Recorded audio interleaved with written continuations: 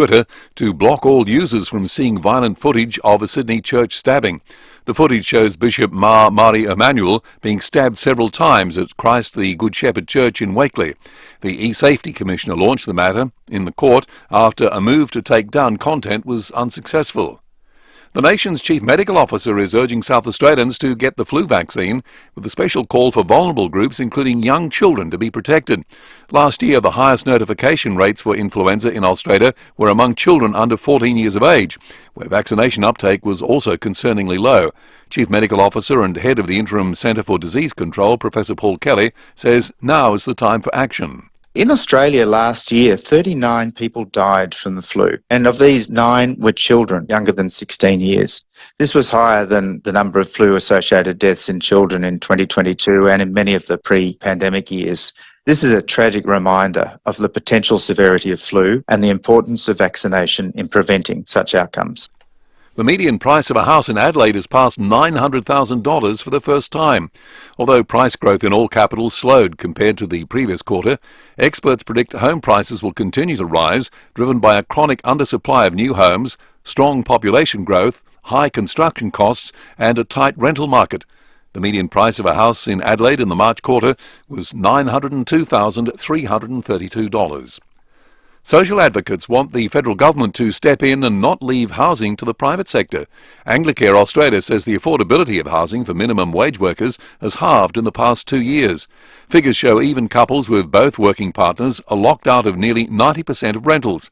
Chief Executive Simon Miller says if action isn't taken in the next budget, the crisis will only get worse. The upcoming budget presents an opportunity for the government to step up, invest directly in building houses, but also in boosting income support payments so that people can afford to put safe, secure, affordable roofs over their head.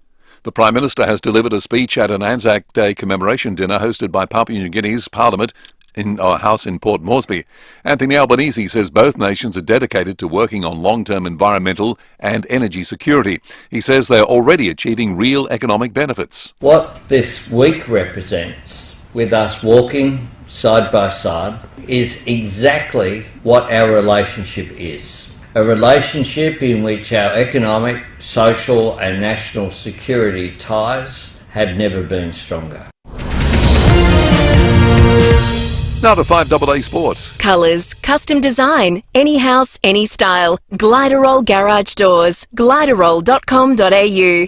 Here's Tom Wren. Thank you, Graham. It's set to be a huge night at the AFL Tribunal for GWS, with 2 players set to try to downgrade their charges. Toby Green and Jesse Hogan will be looking to overturn or downgrade 1-match suspensions they received for separate incidents arising out of the match against Carlton. The Giants will take on Brisbane in a couple of days' time, and Lions midfielder Dane Zorko says the club is confident they can turn their season around and get on a roll. Despite being pre-season favourites, the Lions are languishing with just the 2 wins. Zorko says a few adjustments are all they need. We've had a lot of inside 50s and a lot of shots still, so, we'd like to see a few more go through the big sticks, there's no doubt about that, but we feel like our method's right. Despite playing just a handful of matches in the past 18 months, Rafael Nadal has been added to the Team Europe roster for tennis's Laver Cup. The event will be played in Berlin in September against Team World. Let's go to golf. American world number 1 Scotty Scheffler has taken out the RBC Heritage event in South Carolina. It was a Monday finish for the tournament after play was delayed for 2.5 hours during the final round on the Sunday. Scheffler ended up winning by 3 shots ahead of Sahith Theegala for his 4th win in just 5 starts. And the World Anti-Doping Authority will hold a press conference today to answer questions about the Chinese doping cover-up before the Tokyo Olympics. And that's the 5AA Sport. And now the 5AA forecast. Partly cloudy, 25 today. Tomorrow cloudy, 18. Thursday partly cloudy, 19. And Friday partly cloudy, 19. Right now in town it's 18. More news as it happens on 5AA. For 40 years, Steinborner has been well worth the trip for a new, used or demo vehicle. Back in the day, Michael Steinborner opened Steinborner Holden with just 6 staff on a single site in Gawler. Now they have operations in Gawler, Clare and the Barossa Valley, employing and training around 100 staff, and continue to invest in local community groups with a focus on junior sports. Steinborner Automotive, celebrating 40 years of being well worth the trip for thousands of South Australians. Parties, weddings, big events. What do they all have in common? Pals. You know your pals want to have a good time, but what will everyone want to drink? That's when you need to speak to Parafield Airport Liquor Store. Pals will make sure you've got the right type of drinks, the right amount, and best of all, we'll make sure you've got the best labels that will keep everyone talking about your event. Parafield Airport Liquor Store. Pals. Next to Roulette's Tavern, Kings Road, Parafield. If you know anything about playing or making music, you'll know Derringers is the absolute go-to for all things music, especially when it comes to anything Yamaha, including Yamaha drums, speakers, PA systems, acoustic and electric guitars and amps. Yamaha are renowned for their quality and value. It doesn't matter what instrument you want to start playing or master, Derringers can help you out. And it doesn't matter how old you are either, because music is for everyone at any stage of life and the joy it brings is immeasurable. Derringers is a team of super friendly, in-the-know musos ready to help and steer you in the right direction. If it's Yamaha music, it's got to be Derringers music. Home stage or school, Derringers are always your support act. Leader Street, Forestville and Grenfell Street in the city, or jump online at derringers.com.au. Hi, I'm Jo. I'm a registered nurse and I work with St Louis Home Care as a clinical care coordinator. St Louis was started by my great-grandmother and is one big happy family with lovely staff just like Jo. The people that work for St Louis are very loving and caring. Whether it's personal care, preparing meals, shopping, home maintenance or social activities, we help people stay at home for longer.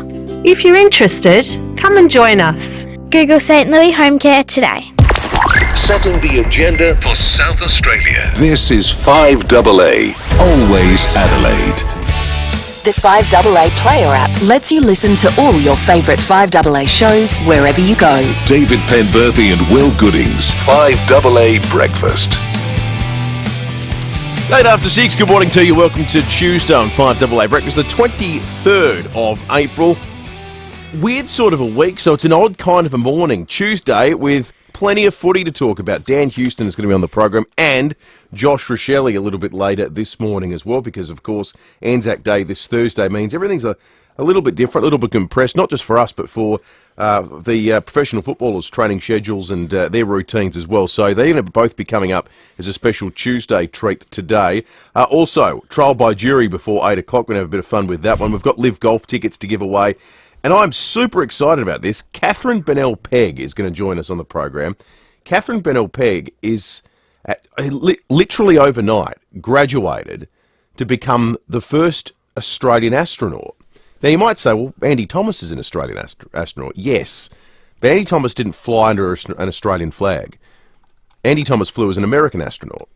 Katherine Bennell-Pegg is going to be the first Australian astronaut to fly under an Australian flag. She graduated after a year-long astronaut course in school last night and will be joining us on 5AA Breakfast just before 9 o'clock today. David Penberthy, good morning to you. Good morning, Will. Good morning, listeners. I reckon stick around not just to hear Katherine, I reckon stick around to hear Will during this interview because if this was a kid in a candy shop type moment, you would dream of doing this, wouldn't you, Will? Oh, well, yeah, without all the hard work, because I've seen the things they have to do, learning to, do things. One of the big things they do in astronaut schools, they teach you to do a lot of stuff underwater because the pull of the water simulates sort of, working in that weightless environment. Yeah, right, okay. So you do things underwater, but you're doing complex mathematics. Like we struggle to do simple maths here on the program, let alone being in a tank of water. So this is like trying to do long division while going for your survival certificate. Whilst upside down and you're spinning, and you've also got to do it in Russian, because I think Russian's still the official language of the International Space Station. So, you're kidding? The training course is crazy. These are some of the smartest people on Earth. There was a TV show where, remember the American astronaut, now I've forgotten his name, it'll come to me in a moment, with the moustache that got quite renowned, Captain... He was quite renowned because he did a lot of stuff with schools where he'd do science experiments and put them up on YouTube of, wringing out a wet cloth on the International Space Station. And he sang, here I'm all alone sitting in my tin can, the David Bowie song, Ground Control to Major Tom. Yeah, Major Tom. And he did a version of that went viral. Well, he hosted a show that was basically the reality TV version of astronauts doing some of the astronaut course and seeing could people do it. It's crazy how smart and athletic these people have to be able to do it. It's sort of like almost like one of those Olympic events where it's designed to show that you're not only physically capable, but also have good manners as well. Completely bizarre. But yeah, but it's a moment in history. And why the Russian? Is it the Mir? Is that what the space station's called? No, that crashed. Parts of that landed in Western Australia, I think. Oh, that's right. This is the International Space Station. Not going to that one. That may have changed. My knowledge on that might be outdated. But my understanding was for a long time, because when the Americans decided, well, we're going to get to the moon, and the Russians were involved in that space. When the Russians realised we're going to win, they said, well, we're going to try and pave the way for permanent bases that orbit Earth, space stations. And because they got the leg up on that, when the Americans started working together with them to have the ISS and things, my understanding was Russian was the official language of space. And now that may have changed, but it certainly was for a while. So American astronauts all had to learn how to speak Russian. I reckon even learning Russian would be hard. Yes. A mate of mine learnt Russian, and he said it's confounding because you've got no entry point to it as a language. Like, it's completely alien from English. Like, you know, you look at German, and there's so many parts of German that you recognise straight away because a lot of English comes from German.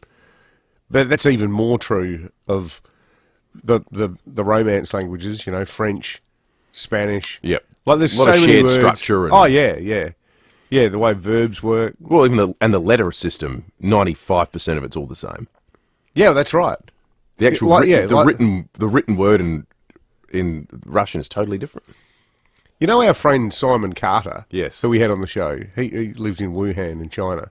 He's back and forth to Adelaide a bit. We caught up a few weeks ago because he's working on that hydrogen project because he's got a background in pure maths and metaphysics. He teaches maths, like pure maths, the most brainiac form of maths. He teaches that at a Chinese university in Wuhan, but he does the lectures in Mandarin. Oh my goodness! Yeah. And I was saying to him, mate, that's just the craziest thing I've ever heard. How do you do that? He's the smartest bloke I've ever met, and he said it's not that hard. He said because we're talking about numbers, and numbers are either big or small, and there's only a finite number of things you can do with a number, and they're verbs. So once you know the specific maths language, then you're okay. I was going, nah, that's too much. You're hiding your light under a bushel there. There are some super smart people in the world. What's the name of that excellent school in the city here that is the sort of unofficial, unstructured sort of pathway to uni school, where they... is it Muirden? The one where they, it's probably not that weird these days, but you wouldn't have to teach. You didn't have to speak to teachers you didn't say Mr. or Mrs. There was no uniform. It was all very much designed around years 10, 11, 12, and you go there and it's... Well, way back when I was doing high school, there was a school like that in the hills, in Crafers. Oh, I can't think. It's a big one. It's a well-known one. It's in the city of Adelaide. Anyway, I bumped into a maths teacher who came up after our last outside broadcast at the Adelaide Central Market from there. Lovely guy. And he came up and he said, I listen to you guys every morning. And he introduced himself and he said, I'm the head maths teacher at this school. I said... That must be like nails on a chalkboard, listening to Dave and I grapple with the simplest maths problems and stuff them up and then convince ourselves we got it right. And he went, oh no, I listened for other reasons too. That's good. Some people just say works for some people. Come for the maths, stay for the chat. Exactly right. Works for some people. 15 after 6. One of them is going to be on the program, Australia's first official astronaut, just before 9 o'clock today. 8223 0000 is our number. You can text us on the Duttons text line as well, 0448 08 1395. News headlines coming up in a moment. Since I got these new shoes from Gilmore's, I can do even more dance moves. Here, hold my phone. Oh, Grandma, do we have to do this here? Oh, don't be silly. The light is great. I've got more than 80 followers, you know. You're out with an influencer. My grandma, the influencer. Just wow. Well, you can thank Gilmore's for that. My followers love seeing the new shoes I've bought. I know. I've read some of the comments. Actually pretty good. I told you I'm trending. Ugh. Gilmore's Comfort Shoes, South Road, Melrose Park, opposite Castle Plaza. Treat your family and friends to something a little fancy from FIVEAA, your family liquor stores. Autumn brings some stunning colours and amazing SA-made wine varieties like smooth and fruity Pinot Noir, Tempranillo and Grenache. We have exciting new vodkas and gins and lovely liqueurs to mix with if you prefer a Negroni, Gimlet or Espresso Martini. And beer aficionados can always browse our craft beers, including hazy pales. FIVEAA, your local independent SA family liquor store for over 45 years. Now, Live Golf Adelaide is back. We don't need to tell you that. Everyone knows it. And it's back for its second year. And the excitement's in full swing. It is golf, but louder. Don't miss this global golfing spectacle as it tees off right in our own front yard. Come out to see the world's best golfers in action up close, like John Rahm, Brooks Koepka, Cam Smith, Phil Mickelson and Dustin Johnson. Live represents the Roman numeral for 54, which is, as opposed to 72, how many holes of top-shelf golfing action you can expect. But it's an action-packed weekend, even if you're not a golf fan. You can enjoy shotgun starts and fan village fun, plus amazing live performances from headline music acts. Live Golf Adelaide is on this Friday to Sunday. Kids under 12 enter free. Tickets at livegolf.com. When you've been around for over a century, you know a thing or two. And South Australian Business Chamber and Ray White have almost 300 years between them. So when an alliance is formed between South Australian Business Chamber and Ray White Business Sales SA, all that experience flows to you. This ensures you're in top shape, whether you're buying, selling, or somewhere in between. Touch base with the experts. Search Ray White Business Sales SA. Proudly partnered with South Australian Business Chamber. 5AA Breakfast is streaming live right now. To watch, simply head to 5AA on Facebook or YouTube. The 5AA Player app lets you listen to all your favourite 5AA shows wherever you go. David Penberthy and Will Goodings, 5AA Breakfast. 80 minutes after 6, thanks to our listeners on the Duttons text line. I had 2 brain fades in that first 15 minutes, setting a personal record. We're on an exciting pace for the rest of the program. What about that? Chris Hadfield, of course, the astronaut who is indeed a Canadian, and Eynesbury Senior College. A few people have texted in. It was the one I was struggling to. It was there on the tip of my tongue. See, I thought you were referring to University Senior College down on Frome Street, the one that's part of Adelaide Uni, which is a bit like that now. Is it's it? Like the super smart kids in Year 11, they can shift over from any other school and start doing higher level maths and STEM type subjects there. Thank you to all of our listeners for texting in and helping so a place us out. which neither of us were in any danger of ending up at while we were studying. Absolutely not. We're too easily distracted by other stuff. Exactly. Let's start with the news headlines. This is an awful story. The family of Sample player Sam May are keeping a bedside vigil in the RAH. The 24-year-old remains in an induced coma. He fell through the roof of a Port Lincoln hotel in the early hours of Sunday morning.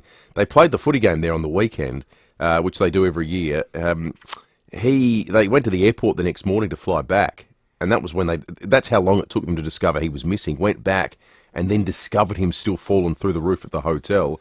They're saying his injuries are life-altering. Poor bloke. It's just terrible, and who knows what was going on.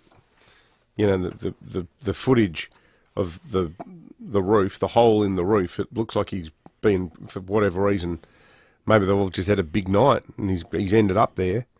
At that age, you guys have a sort of habit of thinking that they're bulletproof, and who knows what was going on. But the poor bloke and his poor family, our thoughts are with all of them. The Prime Minister has held formal talks with his PNG counterpart during a visit to Port Moresby. The two leaders have attended a commemorative dinner where Anthony Albanese has hailed the strong ties between our countries. There's a real to and fro going here with us, PNG and China at the moment. It must be good to be James Marape, the Prime Minister of Papua New Guinea. You're just getting showered with praise. Oh, yeah. North and south. Everyone loves you. Exactly right. Today they're going to walk some of the Kokoda track before commemorating Anzac Day at the War Memorial there. I heard this wild theory, and I heard it from the guy who told me that Gather Round, the Magic Round was going to be called Gather Round. And he also told me that Radigalia was going to Port. This is the guy who never gets anything wrong. He told me not long ago that apparently the federal government is behind some push to put the next NRL licence in PNG. And that it's a soft diplomacy type thing to keep China at bay. Give them an NRL side. How wild would that be? That is a wild. Well, I'll tell you what. Wouldn't be the first time sport's been used in that way. Playing in Port Moresby, I tell you what, those away games would be almost as bad as playing at Victoria Park back in the day. I like that idea. There were elderly female Collingwood supporters who actually had machetes. 8 out of 10 young Aussies are turning to TikTok for health and medical advice. Oh, great. What could possibly go wrong? Oh, yeah. A study by MyFitnessPal has found 47% of millennials and 44% of Gen Zs trust the health advice they see on TikTok. The Australian Medical Association has told News Corp it could be tempting to turn to Dr. Google for help if patients are facing long wait times or cost of living issues. But TikTok's focus was entirely about keeping people engaged, and its health advice could do more harm than good. So there's one thing, most of the time if you go to Google and you're half smart, you'll be able to get to things that are published health reports or things that are written by SA Health or some US medical clinic. Yeah, but if it's on TikTok... Yeah. It's Johnny with an iPhone in his kitchen telling you the best way to put on bulk. Often when you look at... Because I reckon everyone's done Dr. Google. Absolutely. You know, like I found this thing on my toe recently. I've worked out it's because I'm getting old and I've got a little bit of arthritis. Whoopee-doo. But often you take into reputable things like the Johns Hopkins Q&A page on podiatry, for example, which is where I think I ended up. But totally reputable. Yeah. But TikTok, what are you going to do? Find someone dancing about... Yeah. Find an influencer who comes up with a good dance to arthritic toe conditions. That's right. Seems unlikely, doesn't it? How about this? A 3,400-year-old statue depicting the head of King Ramesses II has been returned to Egypt, believed to have been stolen and smuggled out of the country in the 80s or 90s. This is modern-day Indiana Jones stuff. But it was found when it was offered for sale in an exhibition in London in 2013. Wow. Imagine going to that exhibition. The statue is now in the Egyptian Museum in Cairo, where it will be restored. And Donald Trump is being accused of illegally trying to influence the 2016 presidential election as his hush money trial begins. Prosecutors told the court it was a planned, long-running conspiracy to influence the election to get him elected. In the defence's opening statement, Donald Trump, they said he's an innocent, everyday man. Everyday man. Like him or love him, I'm sure he's an everyday man. The former president spoke to reporters outside court. They take this payment and they call it a legal expense, and you heard it today for the first time. This is what I got indicted over. This is what took me off and takes me off the campaign trail, because I should be in Georgia now. I should be in Florida now. I should be in a lot of different places right now campaigning, and I'm sitting here. I confess, this is notable historically because it's a US president the subject of criminal action. But geez, the substance of the trial doesn't interest me one iota. No. It's $130,000. Yeah, it's a total stitch up. But hearing Trump there talking about, I should be here, I should be there, this is better for him than being in all those other places he mentioned, because the martyrdom is fueling his popularity. His supporters just think he can do no wrong. And more importantly, I reckon there's a lot of people in the middle who aren't that politically engaged, who've got concerns about Biden's mental faculties. They've got real valid concerns about the way he's been managing the border. And they look at this and think, so the full weight of the judicial system seems to be directed at going after Donald Trump over 130 grand. Maybe I'll vote for the guy. Yeah, that's not an extreme right wing or whatever opinion. No. That's a somewhat mainstream position. Yeah, completely. I think that's what people struggle to get their heads around, but that's what the polls tell us. Yeah. That's what polling says is happening in the US at the moment. Top of 25 expected today. Another cool night overnight. In fact, no, it's not. I lie completely. 17.8 degrees. It's actually kind of a balmy morning. What's going on out there? Why have you got a jumper on, mate? 17.8. I almost came in. If only there was a radio program I could listen to that would tell me what the weather was. Pay attention. I'm blaming Sam Daddo. He's on early. 17.8 degrees outside at the moment. It's actually warm. It's hot. I'm going to take my jumper off. Top of 25 today. It's going to be beautiful. Cool tomorrow. That much I do know. Minimum of 10, maximum of 18. 19 the next day as a top. That is Thursday. 19 on Friday. 19.2 on Saturday. Warms up ever so slightly for Sunday, 22. And 21 Monday. You'll note no sign of rain anywhere in that forecast except for the Monday where potentially we might get, hold on to your hats, 1 mil. Oh, wow. Still incredibly dry out there at the moment. Oh, it's terrible. Our lawn is just looking like a like something that Catherine Bennell Pegg might end up landing on when she gets to the moon. She might come to your place to train. Yeah, that'd be or good. mine. Yeah. Tom Wren's joined us in the 5AA Breakfast Studio. Let's talk sport. Gliderol Garage Doors, adding strength, style and safety to your home. Gliderol.com.au. Morning, Rennie. Morning, Will. Morning, David. Where do we sit tonight? Toby Green, Jesse Hogan, bit of chook lotto with the tribunal. Chook lotto is a good way of describing it. Yeah, hard to know where. Well, it's gonna Toby will land. obviously get suspended. He's Toby Green. Yeah. Yeah. I don't know that he could have. Maybe I'm in the minority, but I'm not sure he could have done much else. Isn't this what you get when you change the rules about the Braden Maynard one? Mm. Every time you jump in the air and there's a collision, someone's to blame now? Yeah. Even if it's a marking contest or a smother or whatever it might well be. Yeah, I don't like it, but I've gotten past whether I like it or not. I just come to accept this is just what the league is these days. So they want to suspend people. I think it's madness, frankly, for your product to... Like, just think, you're in a commercial business. Toby Green is one of the guys who gets people coming to the game of footy. And for something that I think everyone who watches it, and even the tribunal will say, well, he didn't do much wrong, but it's the rules these days. He's going to miss a game. Yeah. You know, rob paying customers the opportunity, pay eyeballs on television. I think it's dumb business. These things should all be fines, but it's like howling into the wind. Well, why aren't they, though, during the finals? When Trent Cotchin or Barry Hall, because then it becomes a... Well, you know, you got to think. It is a about grand final. It's a marquee moment. Completely. Yeah. Well, doesn't round 7 matter? Yeah, it's all hopelessly Exactly compromised. Right. Yeah, it's so, and that's why we don't know. We just don't know what's going to happen. What we do know at the moment, if you love your golf, and I think a lot of people in Adelaide do love it this week. The players started arriving yesterday. You know, they're warming up, getting ready at Grange. The weather's looking pretty good across the weekend. But on the PGA Tour, this man is just dominating at the moment. I'm talking about the world number one, Scotty Scheffler. It's over. Pure domination. The run continues. So he won that tournament last night. It went into Monday because they had thunderstorms the day before, delayed for 2.5 hours. That was at the RBC Heritage. That's a week after winning the Masters. He's won 4 in 5 weeks. No one's done that since Tiger.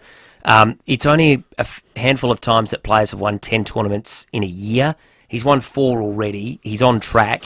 He's dominating the sport like no one I've ever seen since Tiger. And then on the women's side, you've got Nelly Corder, who's the daughter of Peter Corder. Remember, he won an Australian Open, tennis player. Son plays Sebastian Corder, top 15 player in the world. Sister Jessica, also multiple winner on the LPGA Tour. Amazing family. Mum was a top 20 tennis player. She's won 5 in 5.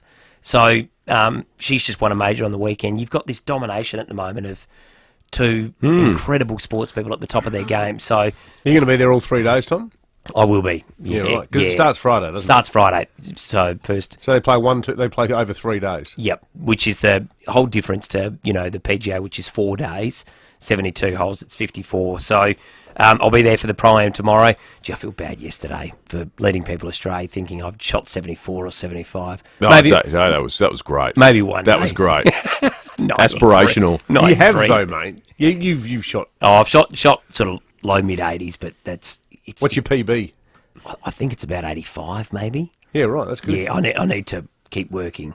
That's good. Jeez, Yeah, it's 85. exciting seeing them all arrive in town at the moment. Isn't it good? Phil Mickelson getting out of the private jet and landing in Adelaide. The swagger. It's just... Do you know who you're playing with in the Pro? No, I'll find out today, so I'll let you know. Have you got a wish list? Who do you want to play Well, with? I think I said last year Thomas Peters would have been one. Martin Keimer's another one who he's a former world number one, 2-time major winner.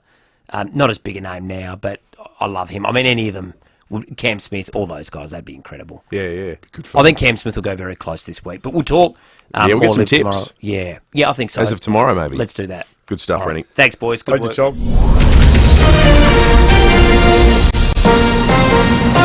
This is 5AA News. Always Adelaide. Partly cloudy and 25 today with the 6:30 news. I'm Graham Goodings. Make RAA approved windscreen repairer Complete Windscreens your insurer repairer of choice. Visit completewindscreens.com.au. The family of SANFL player Sam May are keeping a bedside vigil in the RAH. The 24-year-old remains in an induced coma. The West Adelaide footballer fell through the roof of a Port Lincoln hotel in the early hours of Sunday morning. He was in the town for a football game on Saturday. May has played 35 games and kicked 6 goals for the club since debuting in 2019. The SANFL is providing ongoing assistance to the club and Sam's family. The federal budget is likely to post its second surplus in a row, mainly on the back of strong commodity prices and low unemployment. The government is being urged to use that money to deliver more cost of living relief, not just pay down debt. It's understood there will be measures to reduce power bills, provide further assistance for renters and people with a HECS debt. Treasurer Jim Chalmers says any relief must not push up inflation. And you can expect to see in the budget a focus on cost of living help. A tax cut for every taxpayer will be the centrepiece of the cost of living help in the budget, and if we can afford to do a little more than that, then those decisions will be taken in the next week or two. Doctors want more regulation on medical advice popping up on social media. 8 in 10 young Australians are turning to TikTok for health advice. The Australian Medical Association is calling for more regulation in the sector, saying the platforms can prey on people's anxieties. The Prime Minister will spend the next 2 days walking part of the Kokoda track before honouring the Anzacs at a dawn ceremony deep in the highlands of Papua New Guinea. Anthony Albanese has delivered a speech at an Anzac Day commemoration dinner hosted by PNG's Parliament House. He says both nations are dedicated to working on long-term environmental and energy security and already achieving real economic benefits.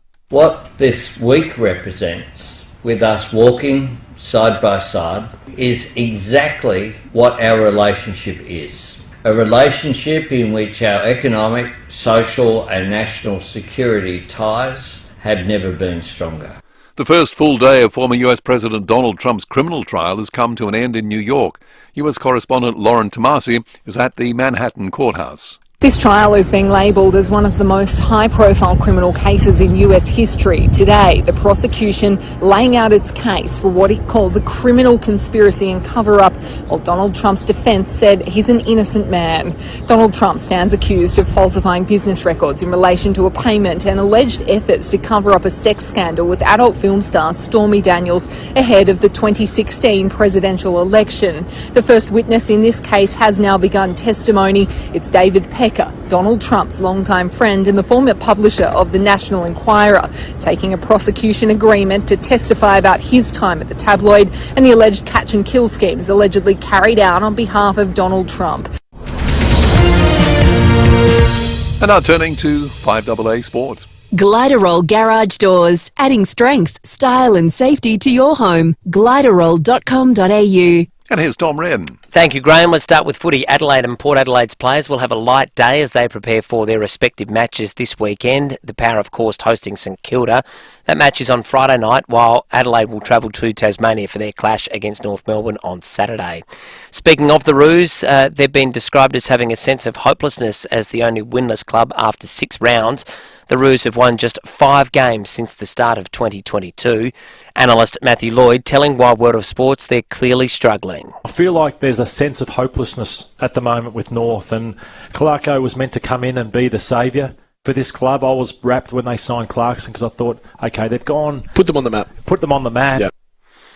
Nikita Zoo's Italian opponent is vowing to turn the butcher into a vegan. Zoo will go toe-to-toe with Danilo Criati on Wednesday night. Criati says he spotted some weaknesses he'll look to exploit to deliver Zoo his first career loss. Probably a weak jaw, it's not that fast, also the body, and we're going to go for both of them. And in some golf to finish, Live players will train again today at Grange and hold various media opportunities. That's ahead of the tournament, which begins here in Adelaide on Friday at Grange. And that's the 5AA Sport. Thanks, Tom. Now the 5AA forecast. Partly cloudy, 25 today. Tomorrow, cloudy, 18. Thursday, partly cloudy, 19. Likewise, Friday, partly cloudy, 19. Right now, it's 18. More news as it happens on 5AA. The 5AA Player app lets you listen to all your favourite 5AA shows wherever you go. David Penberthy and Will Goodings, 5AA Breakfast. 25 to 7. Beautiful sunrise out there at the moment. If you've got a great picture of it, you can shoot it through to us. We'll put it up on the Foodland Supermarkets Facebook and YouTube live stream. There's the iPhone on a stick. Beautiful. Up on top of the... What's that? Level 5 here. It's the building in Hindmarsh Square. You can see a crane in the skyline and a little bit of cloud, just the right amount of cloud to make that a very pretty contrast between the blues and the pinks of the morning. Not a lot of rain in the sky. Ben Jordan, our resident stats man, has just sent us through this. No real rain forecast for the next week, and we've received just 15 mils in the last 3 months. So we're on track for the driest February to April in 101 years. Wow. So not since 1923, when we got 3.1 mils in the first 3 months. The average is 87. You get one of the wettest Decembers. We're at 15. It's crazy, isn't it? It's just seasonal sort of shift, it feels like. Bizarre. But we are well and truly behind for 2024 in a rain sense. 8223 is our number. We'll get to some of your texts from the first half hour in a moment on the Dutton's text line. Murrayland's Mazda get the best deals on the new and demo BT50 utes. Dutton's, easy to do business with. Overnight, the Rock and Roll Hall of Fame announced their 2024 class of inductees. Remember last year, this is where Dolly Parton, That's right. It was this time last year that Dolly Parton got inducted. She said, well, hang on, I'm not rock and roll, and rejected it. Then she went, actually, on second thought, this is a nice honour. I'm going to accept it. And then she released a rock and roll album as if to retroactively make it make sense, which is brilliant. The whole storyline we had a lot of fun with last year, Dolly Parton. How many of these little tidbits can you name as inductees and entrants to the Rock and Roll Hall of Fame for 2024? There are 4 artists here. Have a listen.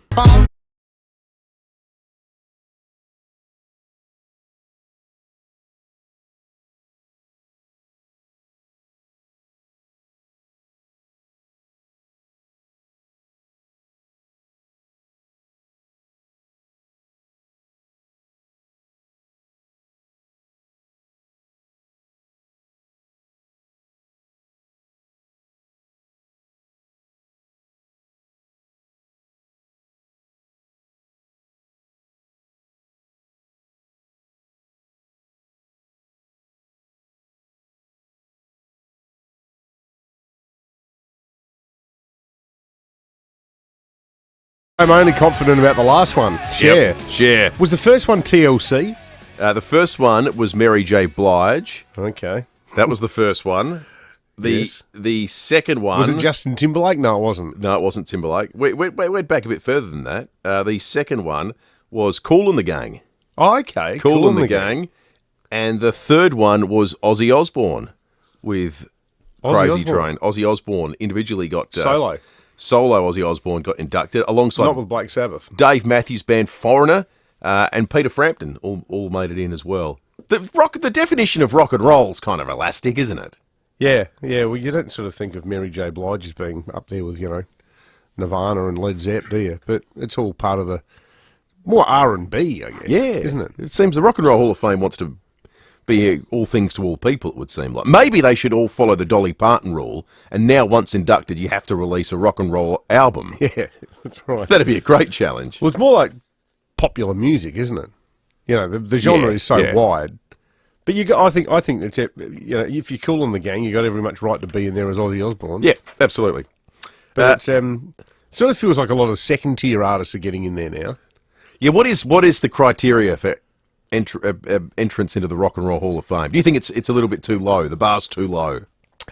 I think it's certainly broad, but they want to do it as a talking point. I was thinking the other day, I've never ever commented on an article online because I sort of figure, well, I write enough, and that space belongs to the readers. I'm not going to get in there. But I broke the habit of a lifetime on Saturday. You commented online? I commented online, but it wasn't on the Advertiser, it was on the Herald Sun. There was a piece by Mark Robinson, Robbo, talking about the AFL Hall of Fame. And he was making the case that as a matter of some urgency, apparently Sav Rocker, in Robbo's mind, he thinks Sav Rocker, Collingwood full forward, kicked a lot of goals. I think he kicked like 500-600 goals. But he was never part of a premiership side, was he? I reckon he was in that big sort of... The gulf between 1990 and the one they won... When they beat... Who did they beat? West Coast? No, St Kilda. St Kilda, because they're the drawn grand final. The drawn one. The drawn one, they came back. So that huge gap. So 1990 to like 2010, I reckon Rocker played in the middle of that. So he was never part of a premiership, from memory. And I thought, well, the AFL, this is meant to be the national AFL, VFL, Waffle, Sandful Hall of Fame. And I know that in the past they've inducted people like Rick Davies. But I just got on there and I said, hey, Robbo, instead of, as a matter of urgency, arguing that we need yet another Victorian to be put in there, Have you ever heard of a man called Scott Hodges? He kicked like 690 odd goals for Port. Then he kicked another 100 for the Crows. And he appeared in 8 grand finals, and he won every single one of them. 8 premierships.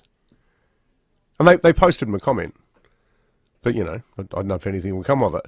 But what's the AFL Hall of Fame process?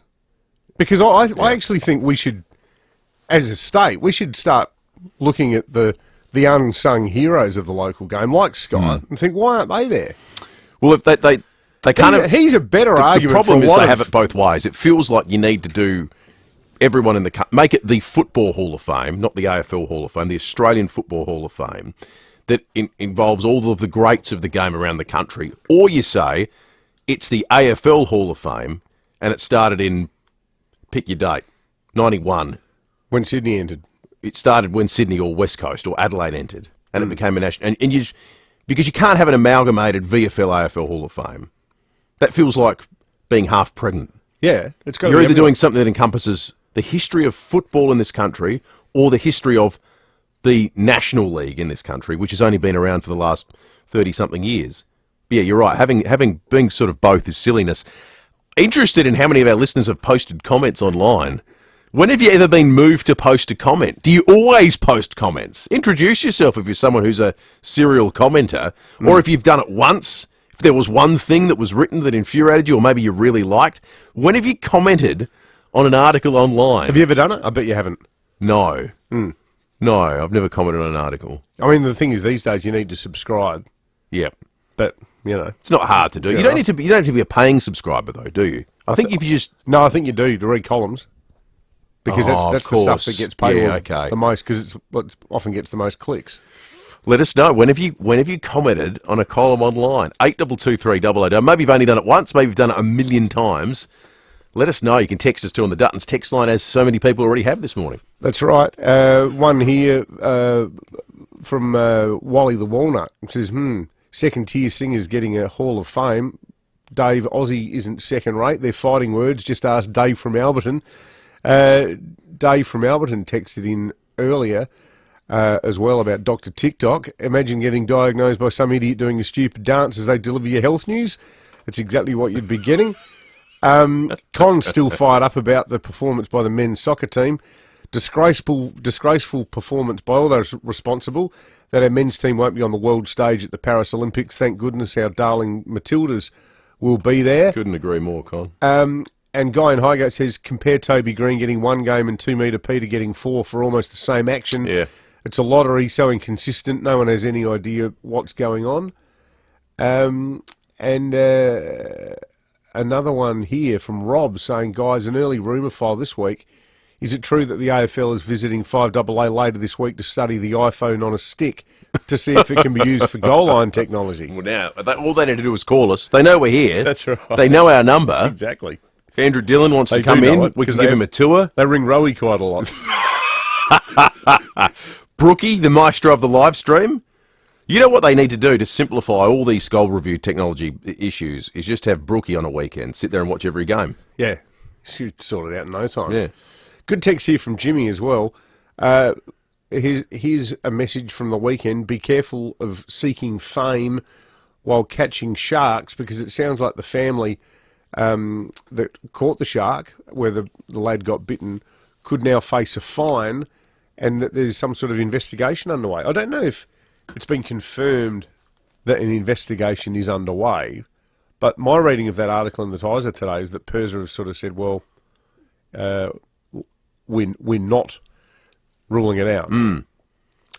It's interesting how they play it. It's a bit of a learning experience. Yeah. For not just the family, but everyone. And maybe it will be decided that that's where it should stay. It's an opportunity for them, at least, to reaffirm the rules, isn't it? To say this is why we have a rule that involves not bringing these sharks onto the boat. Generally we reserve the right to fine you $20,000 or whatever it might well be. But I reckon if your kid gets his leg almost bitten off, you've kind of probably learnt your lesson. Yeah, correct. It would look pretty small-minded, I think. Yeah, if they did it. But it's a good opportunity to remind people: this is actually illegal beyond being insanely stupid. Yeah, but the optics of, like, you know, young lad gets out of hospital with half his leg stitched back together and is like, oh, by the way, here's your fine. Yeah, that's right. Here's a cold cell for the next 2 years. That would seem a little insensitive. Over the odds. All right, let's check traffic. When we come back, police and weather in just a moment. Thanks, Will, and morning, David. Roads are looking A-OK for the running today. Accident and breakdown free, always nice. Simply some waterworks to look out for. You find them at Cowandilla today. So Donald Rabbit Drive near Mowreen Road heading into the city. Always get a bit sluggish throughout the morning. Got a burst water line getting fixed at the moment at Parracombe Gorge Road near Corkscrew Road, and slow for works are at Halloran Hill. That's on the Southern Expressway near Majors Road as they widen the expressway speeds at 80. Early morning cameras, Bridge Road, Salisbury East and Halsey Road at Elizabeth East. Goodyear Auto Care's got the latest Goodyear Wrangler, Boulder, MT and big sizes. If you need tyres for serious off-road adventures, get them now from your local Goodyear Auto Care. Adelaide's most accurate traffic on 5AA. Imagine being invisible. You could mess with someone's mind, sneak up on them, and they wouldn't know you're there. Even scare them to death. When you speed on our roads, that's what happens, because no one sees you coming. Think road safety. A message from the Government of South Australia. City Discount Tires. Get saving this month at City Discount Tires. When you buy 3 Falcon CT60 tyres, you'll get the 4th tyre free. The perfect tyre for crossovers such as Honda CR-V and Toyota RAV4. City Discount Tires are a proud multi-tyre and wheel brand retailer offering great service at great prices. Visit citydiscounttires.com.au to find your nearest store. City Discount Tires. We're driven by value. City Discount Tires. Fire safety for your business isn't merely a formality, it's a strategic imperative. Safe Fire Electric will cover all aspects from installation to maintenance, fire evacuations and procedures, as well as plans for any emergency evacuation like a suspicious package or a dangerous person in the building. These situations do happen and your plans need to be in place and updated regularly. Now, it's important to be on top of all this. It doesn't matter if it's an aged care centre, a high-traffic retail store, an apartment complex or an office on the 4th floor. Get Safe Fire Electrical to help with your fire and safety systems. Headquartered in SA, they're on hand to help with everything from design and installation through to training and maintenance of your fire safety equipment. Make sure you're ready for anything with Safe Fire Electrical. To book your fire safety checkup, go to safefire.com.au. Having access to reliable healthcare services gives us all peace of mind. Too many South Australians living hundreds of kilometres from Adelaide have a local hospital that doesn't have enough nurses or midwives. Frightening? Without state government action, we won't have the nurses and midwives needed to keep our regional hospitals running. Support those who care for us at regionalincentives.com.au. Authorised by EDBARS ANMF SA Branch Ridleyton. Electricity bill! Bills shouldn't be scary. EcoVantage have supplied energy efficiency in homes for over 15 years. They can install hot water systems that use up to 80% less electricity than regular hot water systems. Help the environment while you save hundreds. And thanks to federal and SA government incentives, you could get your energy efficient hot water system supplied and installed for as little as no cost to you. Stop scary hot water bills with ecovantage.com.au. The 5AA Player app lets you listen to all your favourite 5AA shows wherever you go. David Penberthy and Will Goodings, 5AA Breakfast. 10 to 7, lots of commenters. This might surprise you, commenting on the Dutton's text line this morning, not calling in. But that's as is the want of the commenter, I guess. We'll get to some of your confessions of being serial commenters very shortly. First, let's talk about the weather. Dominic Panuccio from the Bureau of Meteorology joins us. Dominic, good morning to you. Good morning. How does Tuesday look? Well, it's a much warmer start to the day than this time yesterday. It was around 7 degrees yesterday around this time, and it's now nearly 18 degrees. So certainly a much warmer start. The low overnight was 13.9, and we're expecting a top temperature of 25 degrees today. That's ahead of a cool change, though, that's coming through. So we'll see northwesterly winds freshen up in the late morning ahead of that cold front, which will move across the Adelaide area during the early afternoon, bringing a cooler, fresh and gusty southwesterly change during the afternoon. There is a strong wind warning current for the Adelaide metropolitan waters for those southwesterly winds behind that change this afternoon. We may see some showers develop following the front, mainly around the FIVEAA Peninsula, maybe in the hills later in the day, but remaining mostly dry across the plains of Adelaide today, and any of those showers should clear by early Wednesday morning. And then a much cooler day for Wednesday. So top temperatures today, I said 25 for the city, getting up to 26 for Elizabeth, 24 at Glenelg, Noarlunga and Mount Barker. And those temperatures will steadily decrease as the afternoon goes on behind that front. And as I say, for tomorrow, a much cooler day, a low of 10 degrees, then a top temperature of just 18 degrees for Adelaide. Similar temperatures later in the week with Anzac Day, a cooler start, a low of 9 degrees, and then a top temperature of 19 degrees. There might be one or two showers around again during the day on Thursday, but more likely for the hills and southern suburbs. Similar again, temperature-wise on Friday with a low of 9 and a top of 19, but remaining mostly dry for Adelaide. And then heading into the weekend, it could be another cold start on Saturday morning, then a mostly sunny top of 19 degrees, and slightly warmer on Sunday with a top of 22 degrees. Good stuff, Dom. Good to hear. It sounds like it's going to be dry for the dawn services and the march on Thursday morning as well. Dominic Panuccia there from the Bureau of Meteorology. All right, let's head to Safe Bowl. Senior Constable David Backus is on the line. David, a stolen vehicle's been followed and spiked, then torched at Greenacres. Sounds like an eventful evening. Yeah, it was. So just before midnight, Monday, 22nd of April, today, police were tracking a stolen vehicle in the Windsor Gardens area. Patrol were able to use road spikes from the vehicle on Windsor Grove at Windsor Gardens, but then lost sight of the vehicle. So the vehicle wasn't pursued and was last seen travelling towards North East Road. So just before 2 a.m. this morning, police and MFS responded to reports of a car fire on Cedar Avenue at Greenacres. And when patrols arrived, they located a blue Kia Cerato engulfed in flames.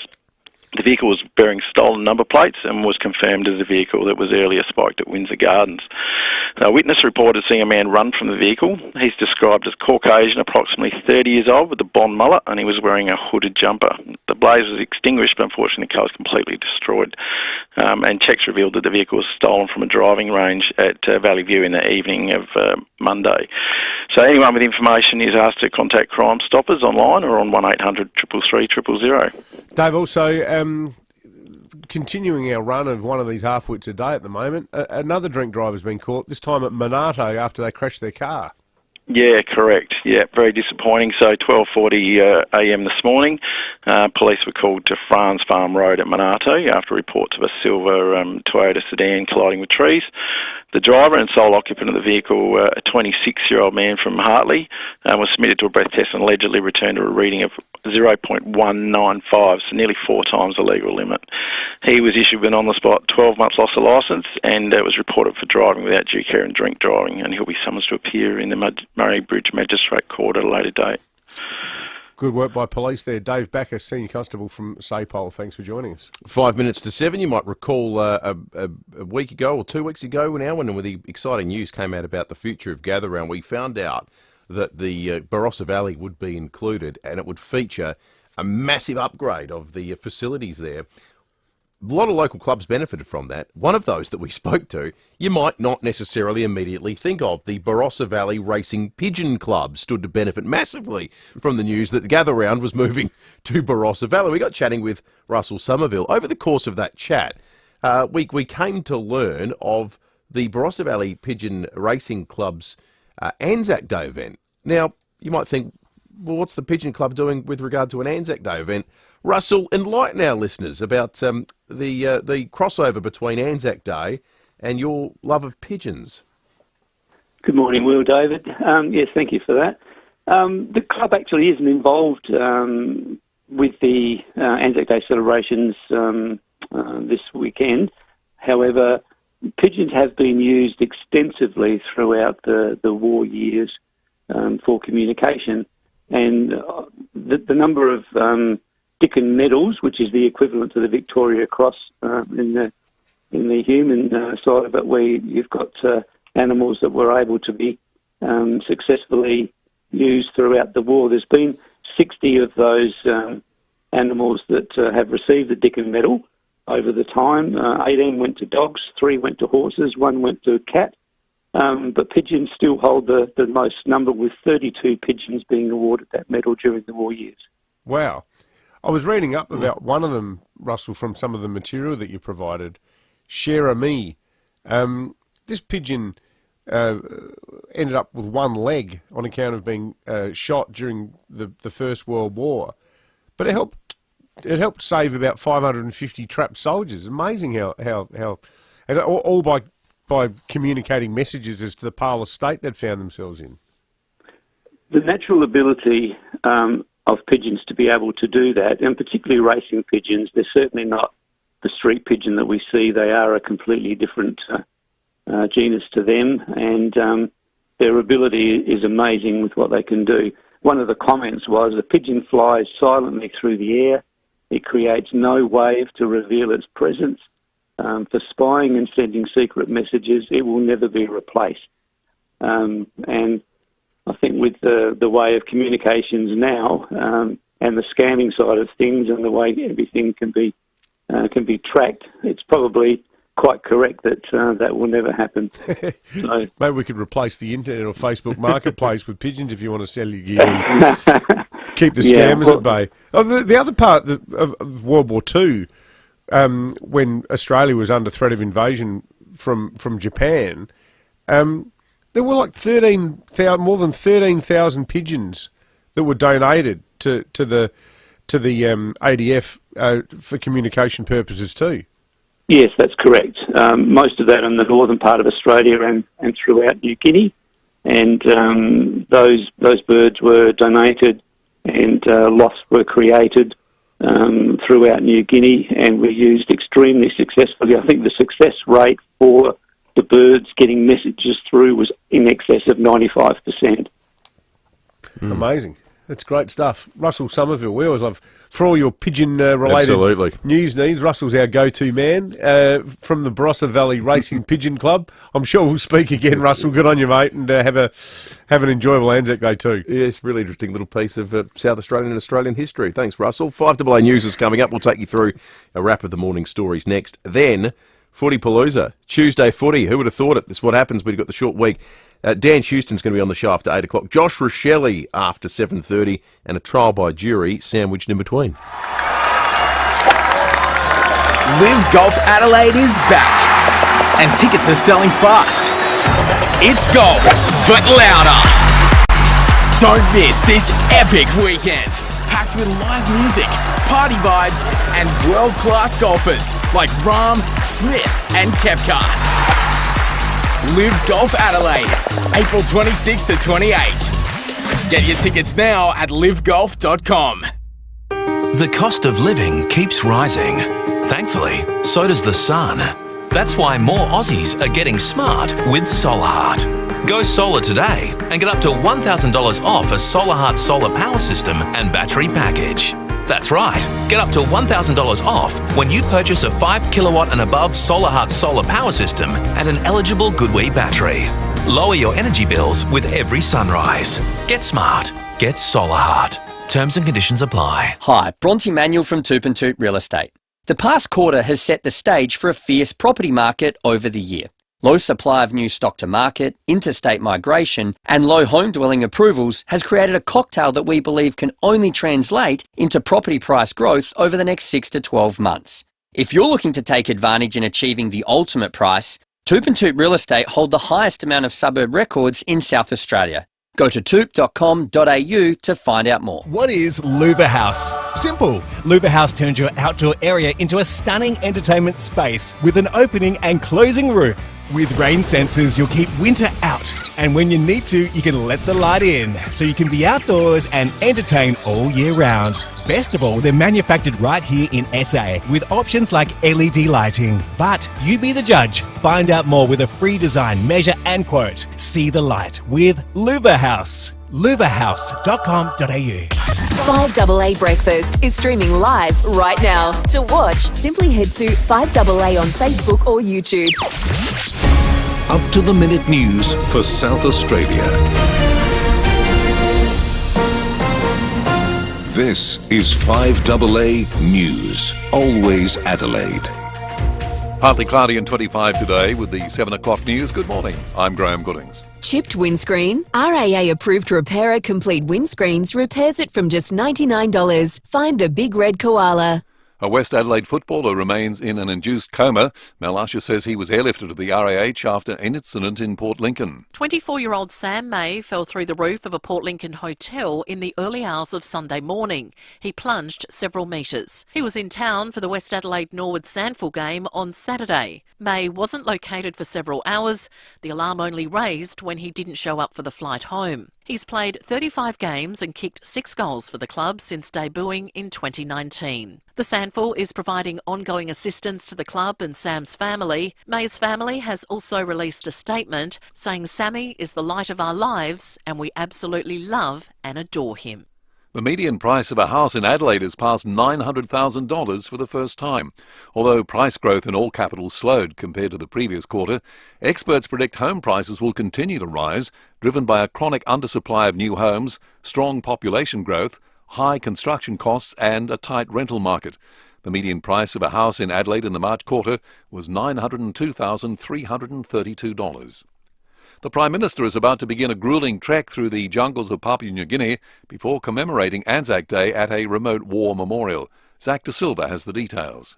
Anthony Albanese will spend today and tomorrow walking part of the Kokoda Track in Papua New Guinea's highlands. The narrow foot route through dense jungle was a key battleground of World War II, where hundreds of Australians and thousands of Japanese were killed. Mr Albanese will be joined by military officials and his PNG counterpart James Marape, who he sat down with yesterday for diplomatic talks. The group will mark Anzac Day at the Isharava War Memorial. The remote site saw some of the most intense fighting during the Kokoda campaign. We're being warned to be aware of dodgy, unlicensed and door-to-door tradies. There's been a spike of about 20% in complaints about unlicensed tradesmen, including plumbers, gas fitters and electricians in the past financial year. Consumer and Business Services says the rogue tradies are capitalising on cost of living pressures, luring people in with the promise of quick, cheap work. The work is often of a poor standard and costs far more to repair than it would had you hired a qualified professional instead. A 39-year-old woman will become Australia's first qualified astronaut this evening. Following 13 months of training, Katherine Pegg from Sydney will be qualified for missions to the International Space Station. She says she hopes her graduation will draw attention to the Australian STEM industry. I think that, the training, knowledge, insights and connections I'm gaining over here are going to really help generate global opportunities for our Aussie space industry and scientists more broadly, driving more local innovation and economic development. Now turning to 5AA Sport. Colours, custom design, any house, any style. Gliderol Garage Doors. Gliderol.com.au. Good morning, Tom Wren. And a very good morning to you as well, Graham. The Crows have vowed to bring more fight after another frustrating loss, this time against Essendon. Defender Chase Jones telling Rowie and Timmy G the coach had a simple message to them post-game. There was a lot of frustration, like we're not playing the way we want to play and just bringing the fight, I think, is the main one that was coming out of Nixie's mouth after the game. We want to be able to bring the fight no matter what is happening. Meantime, it's set to be a big night at the tribunal with Toby Green and Jesse Hogan from GWS set to try to overturn one-match suspensions. Well, retired Olympic swimmer Mac Horton claims athletes have been let down by a failed system after a cover-up of Chinese doping before the Tokyo Olympics. To golf, Live players have touched down and started preparing for the tournament, which begins on Friday. Australian major winner Cam Smith telling Rowie and Timmy G this week is something he and all the players on tour have been looking forward to. I know a lot of the other guys coming down from the States are excited to be back, and it was our best tournament last year by far, so I think we can double down and do it again this year. Yeah, great stuff, can't wait. EPL club Nottingham Forest is requesting the audio between the on-field referee and the VAR official be released from their loss to Everton. The club is questioning the integrity of the VAR official after having 3 penalty appeals rejected. Meantime, a big win for Leeds United in the Championship this morning, beating Middlesbrough 4-3 in a result that lifts them to second on the table with only a couple of games to play this season, and that gives them hope of automatic qualification into the EPL for next season. And that's the 5AA Sport. Now checking 5AA traffic. If it's Yamaha music, it has to be Derringer's music. Home, school or stage. Visit Derringer's today. Morning there. Roads are looking pretty good for the driving today. No great hassles, which is excellent. Couple of burst waterways. How unsurprising. Cowandilla, you'll find one there. So Donald Rabbit Drive near Maureen Road. That always gets slow heading into the city. Another one at Paracombe Gorge Road near Corkscrew Road. We are getting busy at the moment at Glenside, Works Fullerton Road near Greenhill Road, and early morning cameras, Osmond Terrace, Norwood, and Port Road at Theberton. Cairnsey apples are the perfect fresh, healthy snack, sweet and tangy with a delicious juicy crunch. Experience the power of great taste. Grab a Cairnsey at your local supermarket or greengrocer. Adelaide's most accurate traffic on 5AA. And now the 5AA forecast. Partly cloudy, 25 today. Tomorrow, cloudy, 18. Thursday, partly cloudy, 19. 19 Friday as well, and partly cloudy. Right now it's 18 in Adelaide. More news as it happens on 5AA. Stay informed, get involved. 5AA, always Adelaide. The 5AA Player app lets you listen to all your favourite 5AA shows wherever you go. David Penberthy and Will Goodings, 5AA Breakfast. 7 after 7, good morning to you. Welcome to Tuesday. If you're joining us for the first time, the sun is up. We had a beautiful sunrise a little bit earlier. It was a warm night, as it turns out. Ahead of a pretty lovely autumn day in Adelaide, albeit no rain on the forecast. If we keep going this way over the next week, it'll be the driest 3-month period since 1923, thanks to Ben Jordan for that stat a little bit earlier. 101 years since it's been this dry. Staggering. It is quite remarkable. Coming up on the program this morning, Josh Rachele is going to join us after 7:30. He's had a torrid week, poor old Josh, following on from the Friday night game against Essendon. Jeez, I thought he was impressive yesterday. Yeah, he fronted up to the media. Totally. And wore it. Yeah. He wore it when a lot of other young blokes would have been hidden away by the club. They clearly went to him and said, "Are you happy to talk? You know what the story is." And he did. And I thought that was really impressive. I think too, clearly he had a couple of shockers, but he wasn't Robinson Crusoe. No. I mean, we didn't lose the game because of Josh Rachele. No, but as we know, with the Jack Ginnivan experience and others, when you're a big character, you invite more scrutiny. Yeah, that's true. I don't think it's necessarily fair, because we love those kind of characters, but he's a big character, and so everyone's watching when it's good and when it's not so good. That's right. Dan Houston will be on the program as well. Geez, there was a bit of good, but a lot of not good for Port 2 on the weekend. That's coming up after 8 o'clock. We've got Live Golf tickets to give away, and we'll be chatting to Australia's very own, astronaut, our first astronaut that will fly under an Australian flag. She's from Adelaide too, Katherine Pegg. That is after 8:30 this morning. Let's jump into some of the news that's knocking around this morning, including some breaking news from overnight.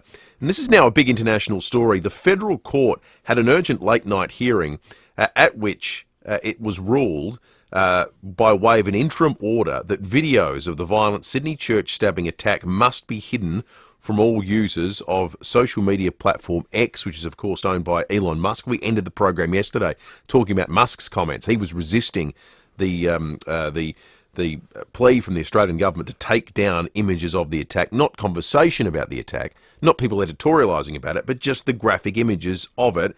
Now, curiously, this is, I think, for mine, a huge fight about nothing, because the order only applies to video that the Safety Commission individually identifies. We want that down, we want that down. If something new gets uploaded with the same footage by you, David, today, that's not actually covered. That's bizarre. Well, what gets taken down. So this huge fight over, freedom of speech. Elon Musk has sort of pit himself against, the demons of censorship on this one. Geoffrey Kennett was the federal court judge presiding, and he granted it. Geoffrey with a G. Geoffrey with a G. Not the ex-Victorian Premier. Yeah, you're right. It's not Jeff Kennett. It's Geoffrey Kennett. The Safety Commission has previously requested X remove the footage depicting the stabbing or risk fines of up to $782,000 for each day the content remained online. Elon Musk accused the Australian regulator of seeking global censorship. Here's the Prime Minister speaking on Sky News this morning. Of course, there is a court order has been put in place. It's a sensible proposition. No one is above the law. Not Elon Musk, not any Australian citizen. When it comes to operating here in Australia, he has a business that gives him a lot of profit, and I just find it extraordinary that this bloke thinks he's above the law and above common decency. This shouldn't be a matter of the law. It should be a matter of people doing the right thing. I totally agree with the Prime Minister there. I think it's remarkable that an organisation that regards itself as, wanting to be perceived as a good corporate citizen and part of, modern sort of discourse and enabling a conversation actually needs to be told, no. The actual live video of somebody being stabbed half to death should not be published. Like, why don't they make that decision themselves? But having lauded Albo for those comments, which were really forthright, here's a question for the Prime Minister and for every other politician in Australia. Why don't you just still shut down your Twitter accounts? Like they've all protest. They're always tweeting because it's like everything. I mean, a lot of them use TikTok. So on the one hand, you've got in the US a big debate about whether TikTok should actually be banned. Meanwhile, because politicians will use any tool at their disposal to win votes, they've all got their Twitter accounts. I mean, if it's that repellent a company, get off Twitter. A lot of media organisations have of late made that decision. That's not. I haven't used wouldn't it be for without precedent. Almost a year now. Yeah, I'm the same. And the only reason I've still got my account there is because I reckon if I shut it, because I got mine really early, so mine is at Pembo. If I shut it, I reckon some creep would restart it and just set it up as a fake account. So that's why it's still there. But it's just vile. Like I looked at it last night for the first time in ages, and I saw there's about 200 people had a crack at me about something I wrote on the weekend, totally distorting deliberately or just because they're completely, brain dead. Totally took the wrong end of the stick from it. And all these people are just liking it and retweeting it. And I mean, I don't care. But it just seems to be endemic of, one of them's a local South Australian person who I hitherto had a degree of respect for. But I just look at it and think, what are you people doing with your damn lives? Well, at least you got people. I think most people's experience with X these days is it's bots. You put up a tweet saying, how good was that goal by Taylor Walker, and you'll get 4 porn stars reply to you. So you like that? Have a look at this. That's the business model your of X. excuses, mate. Yeah, that's right. Keep getting caught. I don't know what's going on. Funny, eh? Speaking of things that were decisions were made on last night, that was the federal court here in South Australia. The Charles Sturt Council met to decide what to do about a critical plank in the Adelaide Football Club's move to Thebarton. That is the switcheroo they were going to do with the Sandful to return the Crows headquarters to the Sandful, providing access to that ground. The council met last night. Mayor Angela Evans joins us now from the the Charles Sturt Council. Mayor, good morning to you. Hi, how are you, David and Will? We're well. To you. So what was decided? Well, it was decided that we'll go out to community engagement. There's an approach that's been formulated around that, and the community engagement will really be asking for the community to give us feedback on the community land management plan as well as the licence for Football Park. So when we spoke to your Chief Executive Officer yesterday, Mayor, he was saying that there'd only been like 27 submissions in the first place and only about half of them were complaining about the project. So if you've already done that, why do you need more community consultation now? Well, there was some changes in the land being vested to council somewhat earlier than originally identified, and because of that, when we first went out to public consultation, the land hadn't actually been vested to us. So we thought we'd err on the side of caution and have a public consultation again now that we're clearer about the investment of land into to council.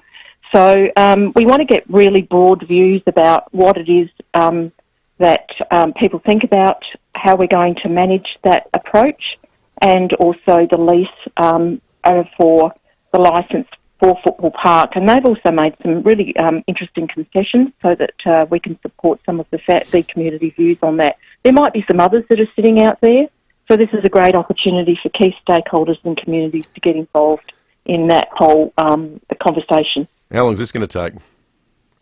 Well, not that long actually, which is fabulous. So those that want to be involved, and we'd encourage as many as possible because we know the project's got local and state significance, to go and visit Your Say, Charles Sturt, which is our website. Information about the engagement in the community in consultation will be up and running probably in the next week or two, and we expect a report to come back to Council at the end of June this year. We had the end of June. Yep, that's right. So another, 3 months?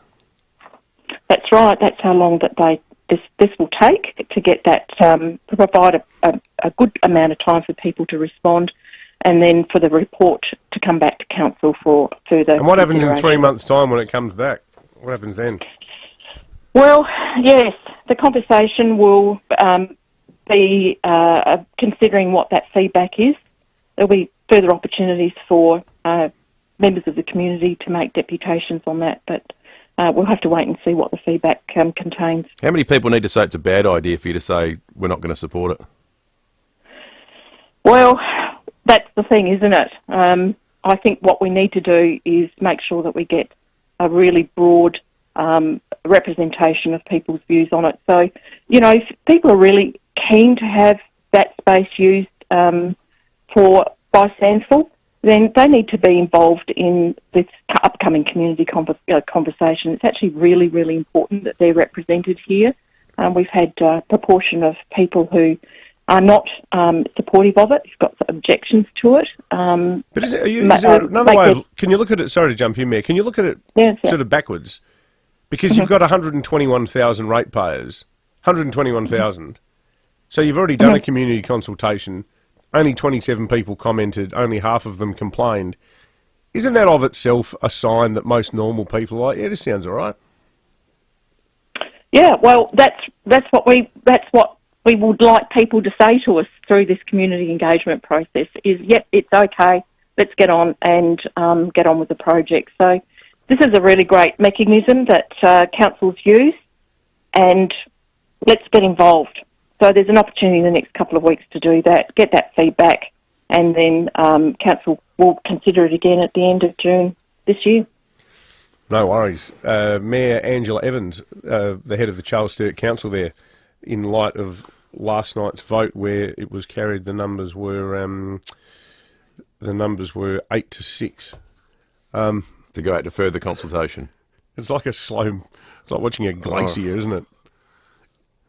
I just... Imagine if you I was going to say, imagine you running a business. You don't have to imagine, because the Crows, it's not a private entity. It's not constituted as a corporation. But there's a lot of money at stake here. And, every day is like more money that the club is facing. But imagine you're like trying to get approval to build something or expand your business, and you're dealing with this. Well, there will be people whose building experience, be they commercial or private, would mirror that of the Crows, and they will be able to call in and tell us what it's been like if you've had a delay of 18 months, 2 years, in the last couple of years, when all that's meant is building costs go through the roof. And it means your original scope that you suddenly doesn't fit within your budget, and it's all because it takes forever for anyone to make a decision. You know what I reckon is the worst thing about this? And I'm thinking about Dave Armstrong and all the other businesses that are involved in yesterday's Breaking at 8, which the Tigers has followed up today. This is about the food safety standards. If you're in the bureaucracy either at the local or the state government level, and maybe the whole thing with PIRSA, maybe they can't do all these food inspection processing things because they're all working from home. Who knows what's going on? In the public sphere, zero sense of urgency, zero sense of immediacy. We have to do this. But if you're running a business, it's like, hang on a minute, like no one's paying me for not providing a service. That's not the way it works in the private sector. But it is the sloth scene from Zootopia, isn't it? Yeah, completely. Hello, Flash. But nice to see you too. How would any South Australian taxpayer be worse off if this was entirely a decision from the state government, and if people in Stephen Mulligan's seat there, or Colton, or whoever is affected in the surrounding areas, could have their say at the ballot box when it comes to the next state election.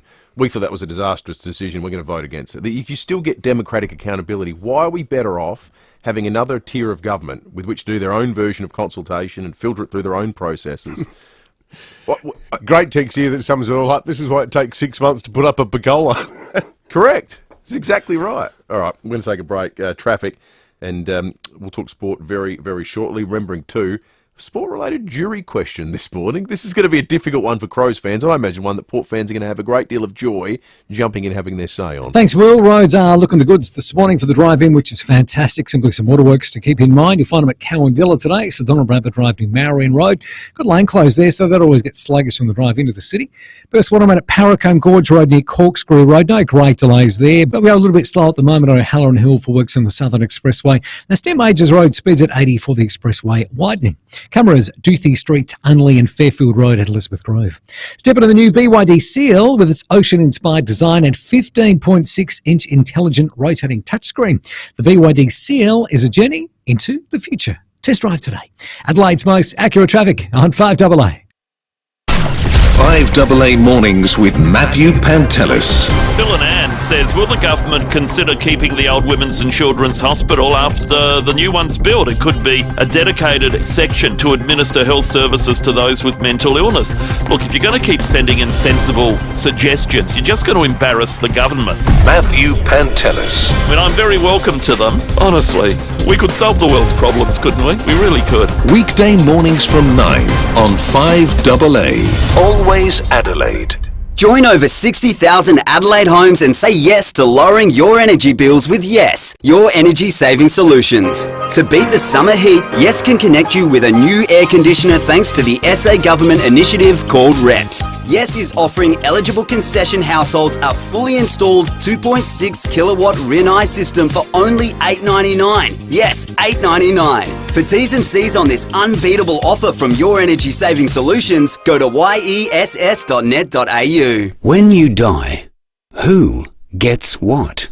Will your kids or relatives argue over your estate? Will your beneficiaries be protected? Will your estate be tax effective? Will your wishes be respected and carried out? Speak with Donlan Lawyers now for peace of mind. Donlan Lawyers for wills and estate planning. Visit donlanlawyers.com. That's donlanlawyers.com. Still thinking about a sea change? Think Oakford Homes in Counter Bay. New stage released and selling fast.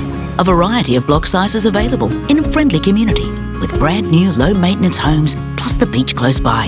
Affordable packages, no surprises. Move in now or invest for the future. Fixed price turnkey packages, flat land ready to build. Don't miss out. New stage now released. Visit our display village at Encounter Bay. Oakford Homes, a statement of quality. oakfordhomes.com.au. Are you ready for massive Mazda savings? Mawson Lakes Mazda is having a huge demo clearance across the entire Mazda range. We are overstocked on current model Mazda demos that need to go. So be quick to snap up a demo deal in your favourite model and colour. There is no better time to take advantage of these amazing deals. Be quick, stocks won't last at these prices. Mawson Lakes Mazda, just a short drive from the city, Salisbury Highway. The 5AA Player app lets you listen to all your favourite 5AA shows wherever you go. David Penberthy and Will Goodings. 5AA Breakfast. He's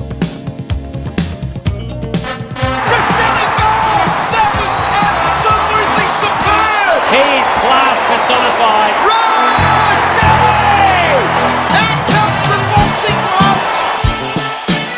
It's a weird sort of a week this week. Of course, we've got Anzac Day on Thursday. We won't be on. Footy's all over the place. Training schedules are all over the place. And so's our fixture at 5AA, which means we're joined right now on a Tuesday morning by Josh Rachele in the 5AA Breakfast studio. Thanks for coming in early, Josh. We appreciate it.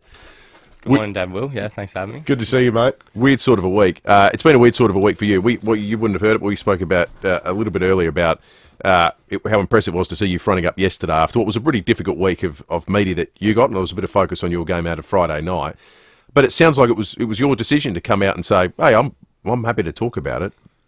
Yeah, that's exactly what happened. I've got a weekly segment with Nine, and just came out and that was a few of the questions, and I could have went two ways about it. I thought, I just own it, say exactly what happened honestly, and move on from there. And I think that was probably the right thing to do in my eyes. It was big of you to do it, and away from the world of sport, just as a person, to go, well, all right, I, in my view, I stuffed up, so I'm going to talk about it. But and often the opposite happens in sport, where it's like, oh, no, we'll put somebody else up. We don't want to put you in the spotlight. But Will and I were saying after 7, mate, I mean, a lot of things went wrong. It wasn't the Josh Rachele show. So don't be too hard on yourself. I mean, I can think of some other people you could blame. That's the disappointing thing is, like, the first 3 quarters, I felt, like I played a decent game, and then you just remember those couple of last minutes, and that summarised your whole game up. But that's footy at the end of the day. Yeah. Geez, it's funny how the sliding doors moment, because you had a chance at the end too. I hate to bring up all the pain, but that's a couple of metres the other way, and you're the hero. It's exactly just it's cruel, isn't it? Footy's a game of margins, and as I said, that snap goes in 30 seconds earlier. You're the hero, so roles can be reversed quite quickly. Does the coach talk to you about those incidents on Friday night, the marking contest, and the ones you've addressed now subsequently, or does he leave you alone and sort of say, Josh knows what's what and knows what's expected? Yeah, a bit of like they know that, but Nixie was good. He brought me in his office yesterday and we discussed the game. I had line coach Scott Burns call me on the weekend, and a lot of guys just reaching out. It was actually quite nice to see everyone reach out, because at the time after the game I was quite flat, more with the loss than the actual moments, and then the next couple of days it got blown out of proportion really, really badly, it was similarly like last year when I got suspended. It was like all this media stuff, and I was like, wow, I didn't really actually think it was that bad. And then when you go to bed the next couple of nights, it's all you're thinking on repeat is like, well, why'd I put one hand up? Why don't I just take the mark? But a lot of support from everyone. It's been really good just to move on.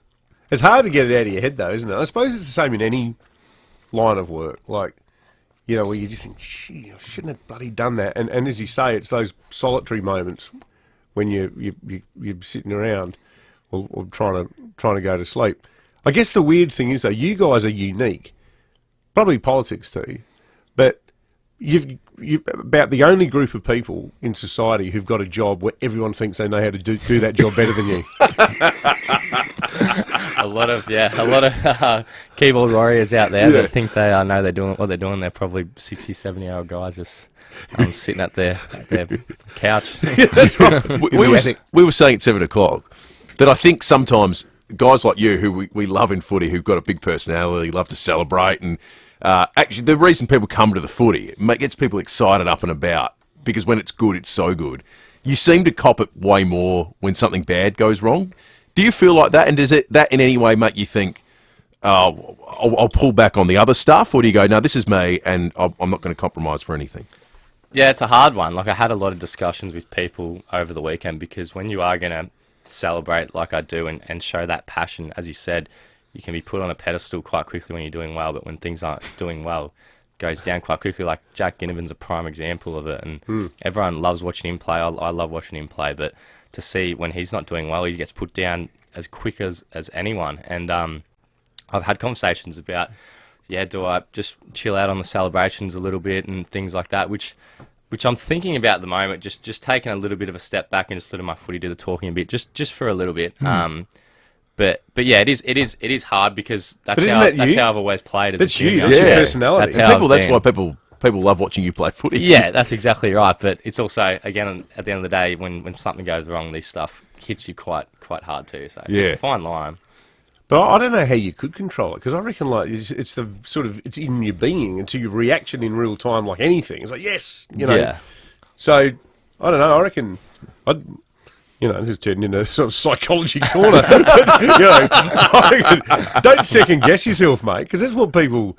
It's like when Dersma copped it when he was playing for Port, when he did the arrow, and people go, "Oh, what's he doing that for?" But Port people didn't. No, I know. Like exactly. Crows people don't. Yeah. I don't think there'd be a single Crows person listening going, I wish Josh would just pull it back a bit. I think it's all outside the club. That's all I get asked from kids is do these celebrations, do that, and nothing about anything else. Oh, Mike. Well, Good luck in Tassie. Yeah, it's been a tricky spot for the Crows in the past. But it has been. Get Pack a jumper on track. Yeah, we'll bring our long sleeves, that's for sure. Have you got a long sleeve? I do, yeah. Probably not an Anzac Day one. I don't think there'd be many of them rolling course, around. you're wearing the Anzac Day jumper this Which weekend. is a pretty cool jersey this week. They're excellent jumpers. Great design. So we'll try to do that proud, which will be good. All right, good stuff, Good Mark. on you, All the Josh. best for the weekend. All right, thanks, guys. Appreciate you coming in. Good on you, Josh. All right, we're going to take a break. 5AA News is coming up. Back shortly.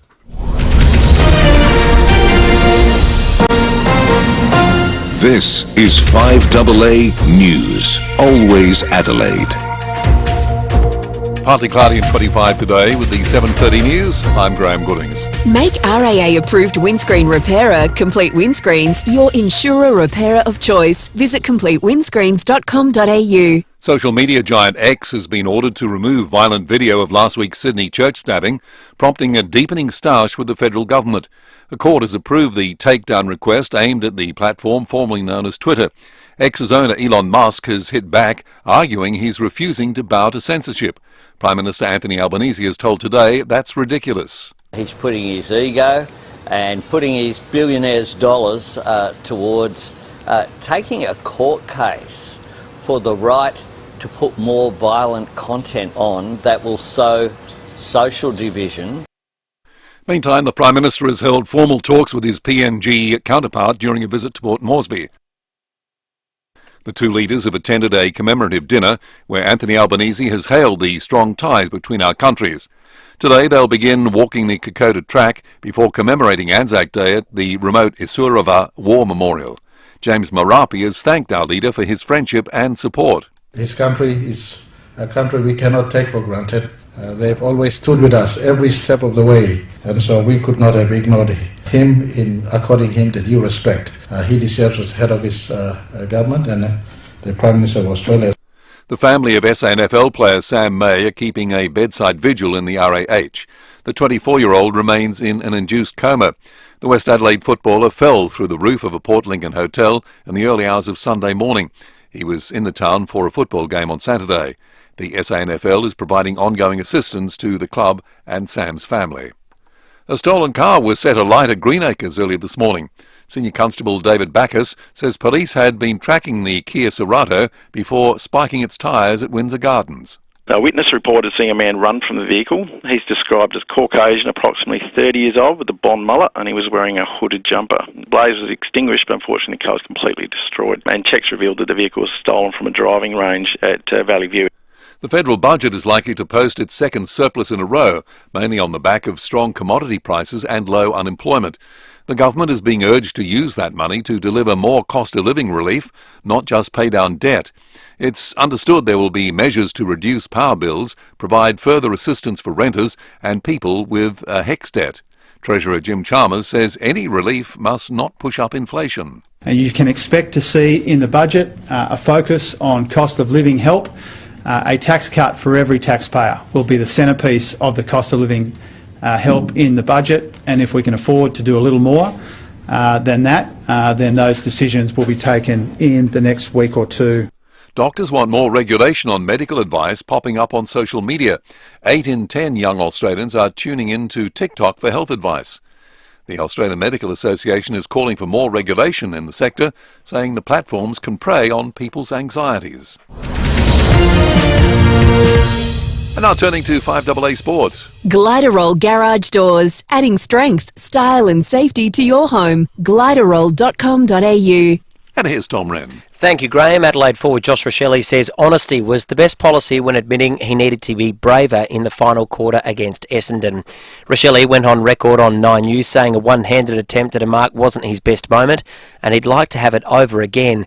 Speaking with David and Will this morning, Rachele says he doesn't regret making that admission. Yeah, it just came out and that was a few of the questions and I could have went two ways about it. I thought, yeah, I just own it, say exactly what happened honestly and move on from there, and I think that was probably the right thing to do in my eyes. Yeah, good stuff. The AFL Tribunal will sit tonight as Giants duo Toby Green and Jesse Hogan try to escape one-match bans. The Eagles are also challenging a one-match suspension handed to defender Tom Barrass. Meantime, Essendon midfielder Nick Martin is crediting the leadership of Zach Merritt for the Bombers' resurgence. The 23-year-old's regularly been in the Bombers' best leading into Thursday's Anzac Day clash with Collingwood, and he's told Wide World of Sports the skipper isn't the only person driving change. It's obviously hard to go past Zach, our captain, obviously for obvious reasons, how he leads on field.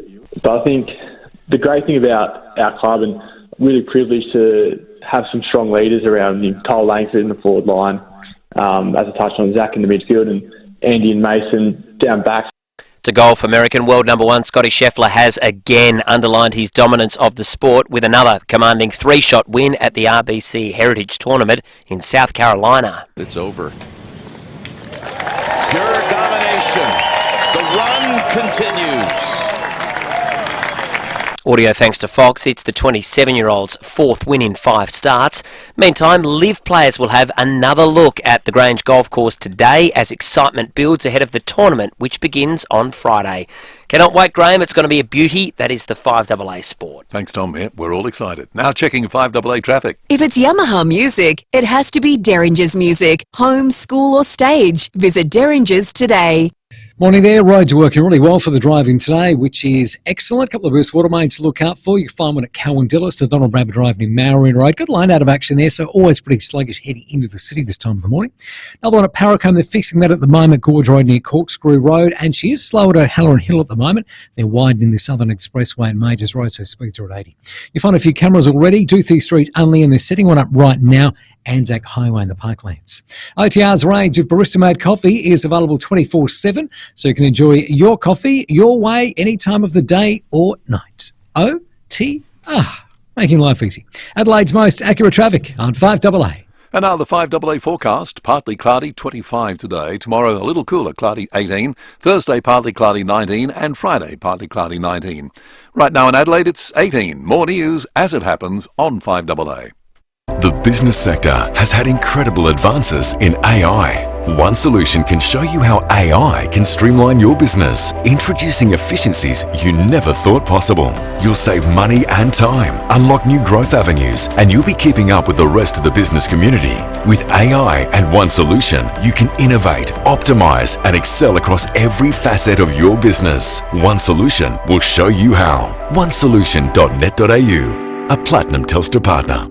In tough times, it's the simple things that make a big difference, like $19 schnitzel days at the Birkenhead Tavern, Excelsior and the Lighthouse Wharf. We know the humble schnitty can't fix all our problems, but we do know it'll put a smile on your dial. $19 schnitty, Mondays, Tuesdays and Wednesdays at the Birkenhead Tavern, Excelsior and the Lighthouse Wharf, making the world a better place, one schnitty at a time.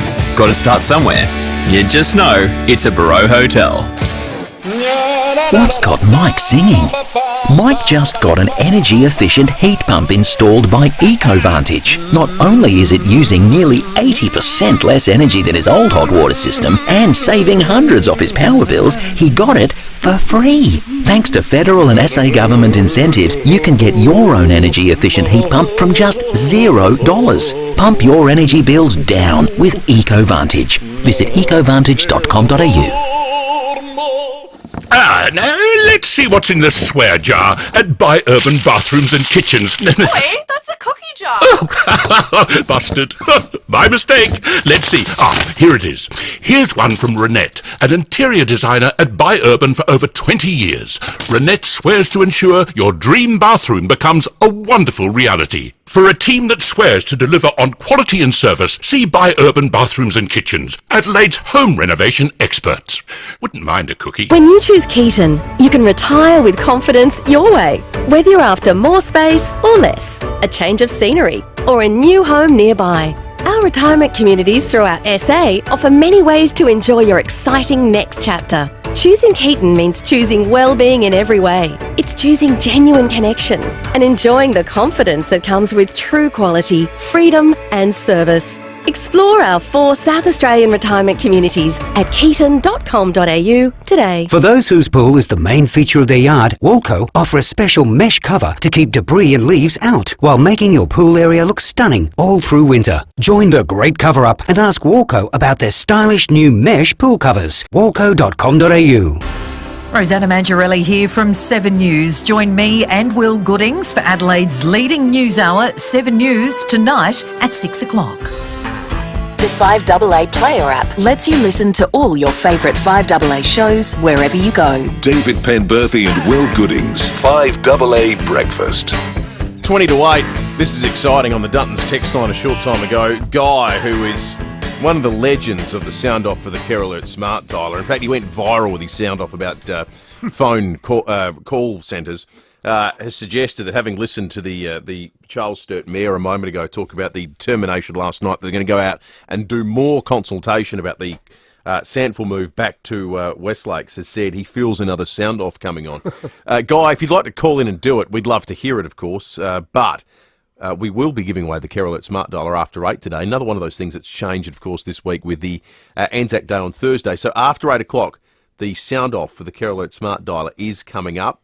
Get calling and let us know what it is that you need to get off your chest. Sam and Lucy will happily take your call, and then we'll give you unfettered airspace in which to have your say on 8223 0000. There's an absolute mountain of texts as well in relation to the interview we did with Mayor Angela Evans from Charles Sturt Council. I like this one. Guys, I've been a developer in Adelaide for 30 years, and local councils have single-handedly cost the community millions and millions of dollars in delays.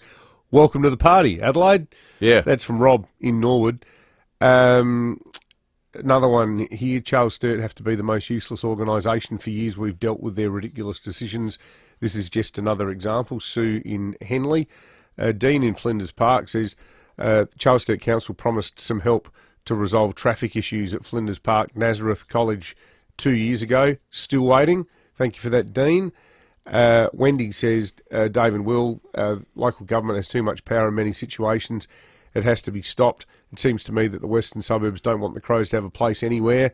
Maybe it stems from a dislike of anything perceived as emanating from the eastern suburbs. Oh, Crows aren't eastern suburbs. Well, they stole them from Westlakes. Yeah. Well, largely the Bays when they entered the competition. Someone says we should find out the names of the councillors who are holding this up. Crows supporters who live in the area should vote for those who have supported this plan at the next council election. Another one here, Jay in West Croydon, saying, I'm now more interested in voting in council elections. Maybe this is one way to get up the participation rate. Just keep stuffing everything up for normal people. Really make large public and unpopular decisions. It just goes on and on and on. Yeah, people are furious about it. A lot of people are saying the state government needs to do more. I think the state government's done a lot, but, it just keeps... What was the nice turn of phrase Stephen Mulligan had yesterday? Rolling marbles under the feet of West Torrens Council and the Adelaide Football Club is what they've done. We've also got Live Golf tickets to give away after 8 o'clock this morning. They are going to be... These tickets are unbelievable. Of course, they come with the ultimate Live experience. This will be a once-in-a-lifetime opportunity. We just simply play a game of nearest to the pin. That too, just want to put that on the agenda, is coming up after 8 o'clock this morning, so stay listening for that. Jade Robran yesterday was out on the road for us, and she's done some work overnight too on a South Australian icon. The German cake shop in Hahndorf is closing this weekend after 50 years. Jade's had a chat with the current owner, Stephen May, who's been at the helm for 25 years. If you're a sweet tooth like me, you would have heard of the German Cake Shop. It's located on Pine Avenue, just off the main street in Hahndorf. They're famous for their bee stings and apple strudels, and they make some really delicious breads as well. And if you go inside, the place is chock-a-block full of really cute German mementos. Well, after serving cakes for nearly half a century, they're closing their doors. The owners are bidding Das Lagervu, that's farewell in German. Stephen Matthews has been running the shop for 25 years. Stephen, no more bee stings and apple strudels. Why? It's time for me to retire, so we're closing down on the 28th of April. Bit sad? To a certain point, but also it's time. I'm relieved time has come. I always said this would be my last Easter.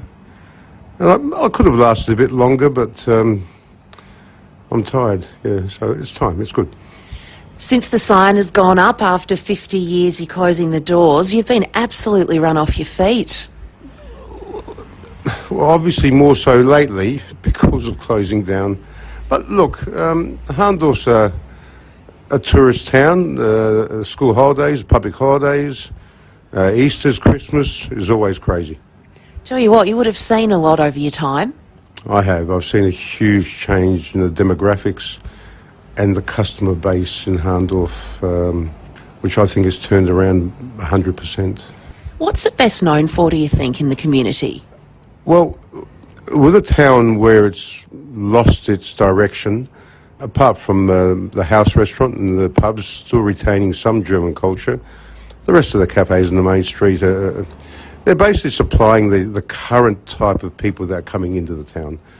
So we've retained the German culture, and sometimes I thought, is it going to keep working? And I often wondered, how many people are going to keep buying our stuff?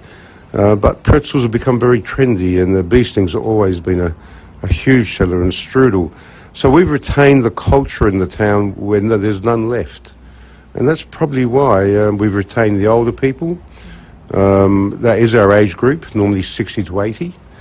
But the younger group come in for pretzels, and pretzels have probably risen by 500% in sales. And when you walk in, you can sit down in the beautiful restaurant and you're surrounded by memorabilia. People can actually, take a bit of that home now. Tell us about that. Well, it was, it's a shame you didn't see it when it was full, because we've been selling the stuff off now for 4 months. But both rooms, you couldn't see the walls or the ceiling. It was, I had a lot of things in there. And now what's left is in the back room. And people are buying the odd German Stein or a plate or a pitcher or a barometer. But of course the sales are slowing down now because there's not much left to sell. And what are you going to do in retirement? I'll volunteer a little bit to that person in helping them out at the shop. I'll probably maybe a bit of CFS, maybe a bit of op shops volunteering, because I've purchased a lot of my stuff from op shops, and I am a JP too, so I do a bit of signing of papers and so forth. You're a busy man. Well, we wish you well and thank you for the many, many years. 25 to you, 50 for the store. You can jump on in and taste a yummy bee sting and the pretzels, all of the above that we've just spoken about, until the 28th. Number 2 Pine Street, just off the main street. Yeah, well, in an environment where there's been so many stories where businesses have had to close because of commercial realities, it's nice to hear someone's getting to do so of their own volition. Oh, I tell you what, you could hear the fatigue in his voice, yeah, though, couldn't you? And after we think this job's hard, getting up. Try being a baker. Baker's hours. Oh my goodness, that is just crazy. You're waking up. How do you even approach it? Starting at a lot of them would start at 2 a.m. What time do you get up to be at work at 2 a.m? Yeah, how do you sleep? What time do you go to bed? Do you sleep late afternoon and wake up at 9 p.m. and treat that as your morning? You have to. Well, let us know, any bakers listening. Might be too late for them. 8223. They'd still be going. 8223 text us on the Duttons text line. We're very curious. Curious in what our listeners think of our jury topic this morning too. In the criminal justice system, all defendants are innocent until proven guilty, either by confession, plea bargain, or trial by jury. This is one of those trials. We've got a $100 Kent Town voucher for anyone who participates in the jury this morning. Someone from the jury, we've got one of them to give away, will win it. So you've got a 1 in 6, 1 in 8, depending on the popularity of the topic. Chance of winning 8223 $100, beautifully redeveloped Kent Town Hotel. Well worth your time getting in and checking it out. Superb. You've heard from the Charles Sturt Council. You've heard from Josh Rachele. Not a lot of great news around for the Adelaide Football Club at the moment, it's fair to be said. This season looks like a write-off on the field. Off the field, is the headquarters ever happening? That's our jury question, essentially. This morning we're asking you, it doesn't have to be Crows fans, could be footy fans as well. What do you think is going to happen first? The rebuild? What's going to be finished first? The rebuild or the headquarters? The relocation. Rebuild or relocation? So what comes first? 8223 That's such a depressing question on so many levels. It's our jury question this morning. If you had to pick one, which is going to happen first? The end of the rebuild or the end of the relocation? 8223 let us know. Rebuild or relocation? What comes first? Crows fans. I reckon after hearing from the mayor just after 7 o'clock, the rebuild's looking more likely. Look, yeah, another round of consultation didn't fill me with a great deal of confidence. What comes first, the end of the rebuild or the relocation? You can win yourself a $100 Kent Town voucher. Get calling now, 8223 We're going to take They'll let the jury convene, and we'll get their verdict right after the break. Thanks, Will. Good run in today. No great hassles, which is really good. A couple of burst water mains to keep in mind. You'll find them at Cowandilla today. It's a Donald Rabbit Drive near Marion Road. There is a lane out of action there, so that does get pretty slow heading into the city. Another one at Paracombe. They're fixing that now. Gorge Road at Corkscrew Road. Got works at Glenside a bit sluggish. Fullerton Road near Greenhill Road with early morning cameras, the Parade Norwood. And got one setting up right now, Anzac Highway at Ashford, just near the netball courts. This April, Bob Jane T-Marts have great buy 3, get 1 free plus instant cashback deals. With 15 stores located in Adelaide, they'll look after you. T's and C's apply. Adelaide's most accurate traffic on 5AA. NRG Solar have moved to a new location. It's bigger and better, and their new warehouse is fully stocked with wholesale solar and battery equipment. So, if you're looking to save money on electricity and help our environment, don't wait. Visit NRG Solar at their new office on South Road St Mary's, where every 3 customers refer someone they know, which means they must be doing something right. Call into NRG Solar at their new premises, 1275 South Road, or visit nrgsolar.com.au. Beechwood Homes, Adelaide's leading bespoke home builder, celebrates 35 years. Over that time, they've helped many hundreds of people realise their dream of building a home exactly how they envisioned it. That's the wonderful thing about building with Beechwood. There are no set plans, no set rules. It all starts with a pen, paper, and your ideas. Just like it did 35 years ago. If you can dream it, Beechwood Homes can build it. Life's good. It's even better in a Beechwood home. You ever thought about what your dog's favourite charity might be? Well, chances are it would be Guide Dogs SA and NT. Of course it would. Now, tomorrow is Guide Dogs Day. It's a day to celebrate the important role guide dogs play in supporting people with low vision or blindness to achieve their goals and live independently. Dogs from all over SA will be lending a paw to raise money for Guide Dogs SA and NT. Every dollar helps to breed, raise and train more life-changing dogs. And you can double your impact by donating tomorrow thanks to Adelaide Airport, Beyond Bank, Ord Minnett, and William Buck Foundation, the generous partners of Guide Dogs SANT, who will match every dollar donated. Let's get around these ordinary dogs that are doing some truly extraordinary things, becoming a guide dog. Go to guidedogsday.com.au and pledge now to give a dog $1. If you need to fix your pipes, call Precise. Call Precise. If your toilet's boiling up, call Precise. Call Precise. If your lights aren't turning on, or your hot water is gone, or a plumber or an electrician, call Precise. Precise Plumbing and Electrical. Call 1300 700 200. That's 1300 700 200. Precise Plumbing and Electrical. On time, on budget, on the job. Or a plumber or an electrician, call Precise. Call Precise. 5AA Breakfast is streaming live right now. To watch, simply head to 5AA on Facebook or YouTube. The 5AA Player app lets you listen to all your favourite 5AA shows wherever you go. David Penberthy and Will Goodings, 5AA Breakfast.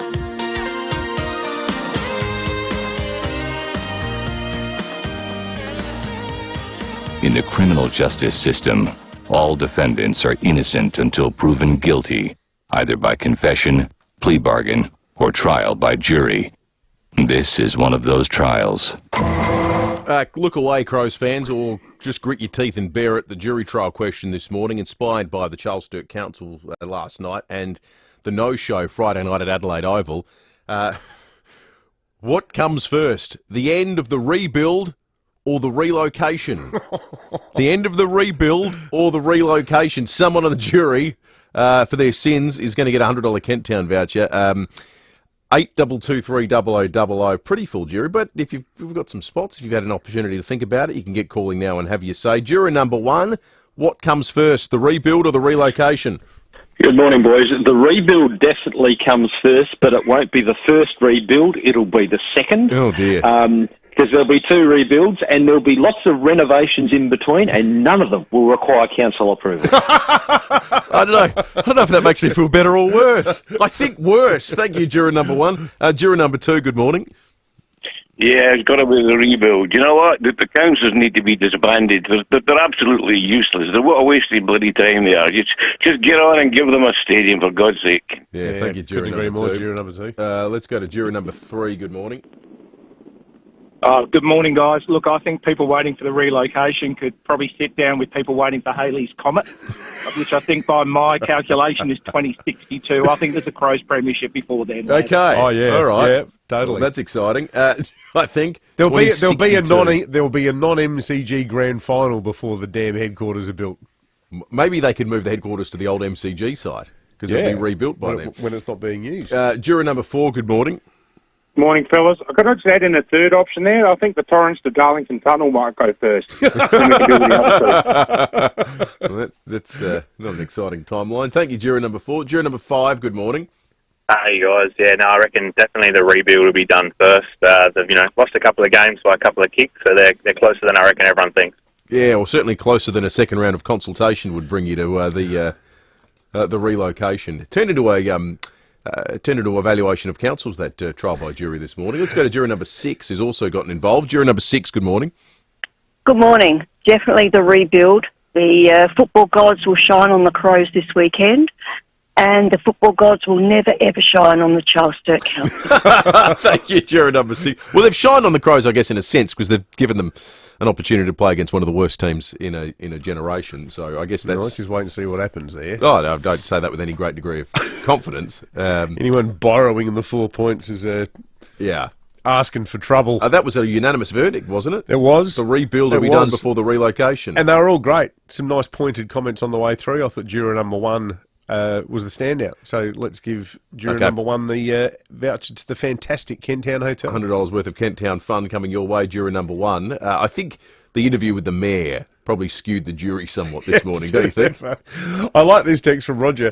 What amused me was how enthusiastically the mayor explained how we'll have to wait another couple of months before anything is done. Good point, Roger. She seemed very excited. Said, how long is it going to take? She's like, well, I'm glad you asked. It's not going to take very long at all. Not long. Until the end of June. But what happens after that? Well, then they've got to evaluate they've got to see what they've got. They'll release a report into my God. 19 people. This is all because 15 people said they had a concern about it. I read a really interesting piece yesterday about one of Australia's biggest companies, Atlassian, the IT company. Yes. They have effectively banned meetings at work. They've said, listen, we're not having them anymore. What we're going to have is when there's a need to form little teams to solve a problem, we'll use this online portal thing to say the specific problem that we want to solve, and let's get together and talk about it, but it's not a meeting. And they reckon that they have saved something like 300,000 working hours. Wow. In the last 2 years. Can we roll out that software to councils? But I reckon there'd be people going to work today. You arrive at 9, you pick up your Outlook calendar, or you don't arrive at 9. You move from the bedroom to the study at 9 because you're doing it from home, and you go. So I'm in a meeting from 9:15 to 10. Another one from 11:30 to 1. Like, how many of those meetings nothing gets resolved? So you just have another meeting. Yeah. They're meetings for the purpose of meetings. Yeah, absolutely. And why do they all go for an hour? Sounds like you're building a sound-off. Yeah, sort of the bare bones of one. We've got a sound-off opportunity coming up for someone. If you'd like to be sounding off this morning, 8223 Get calling right now. $400 worth of Care Alert Smart Dial will be coming your way. Just tell Sam and Lucy what you need to get off your chest, and we've given you 30 seconds of unfettered airspace in which to do that. That's coming up along with Breaking at 8 right after 5AA News. The glass bottle is back. FIVEAA Milk Company are proud to bring you milk in a glass bottle. Look for milk refill stations in your supermarket, purchase your own glass bottle, fill it, take it home, drink it, wash it, and bring it back to use again. No plastic, no waste. Just fresh FIVEAA milk in a glass bottle. It's like the good old days, but better. Look for milk refill stations in your local supermarket or visit fluoriomilkco.com.au. Humans once spent hours starting fires, scrubbing dishes, and washing laundry until appliances made it easy. Even choosing your appliance is easy thanks to Adelaide Appliance Gallery.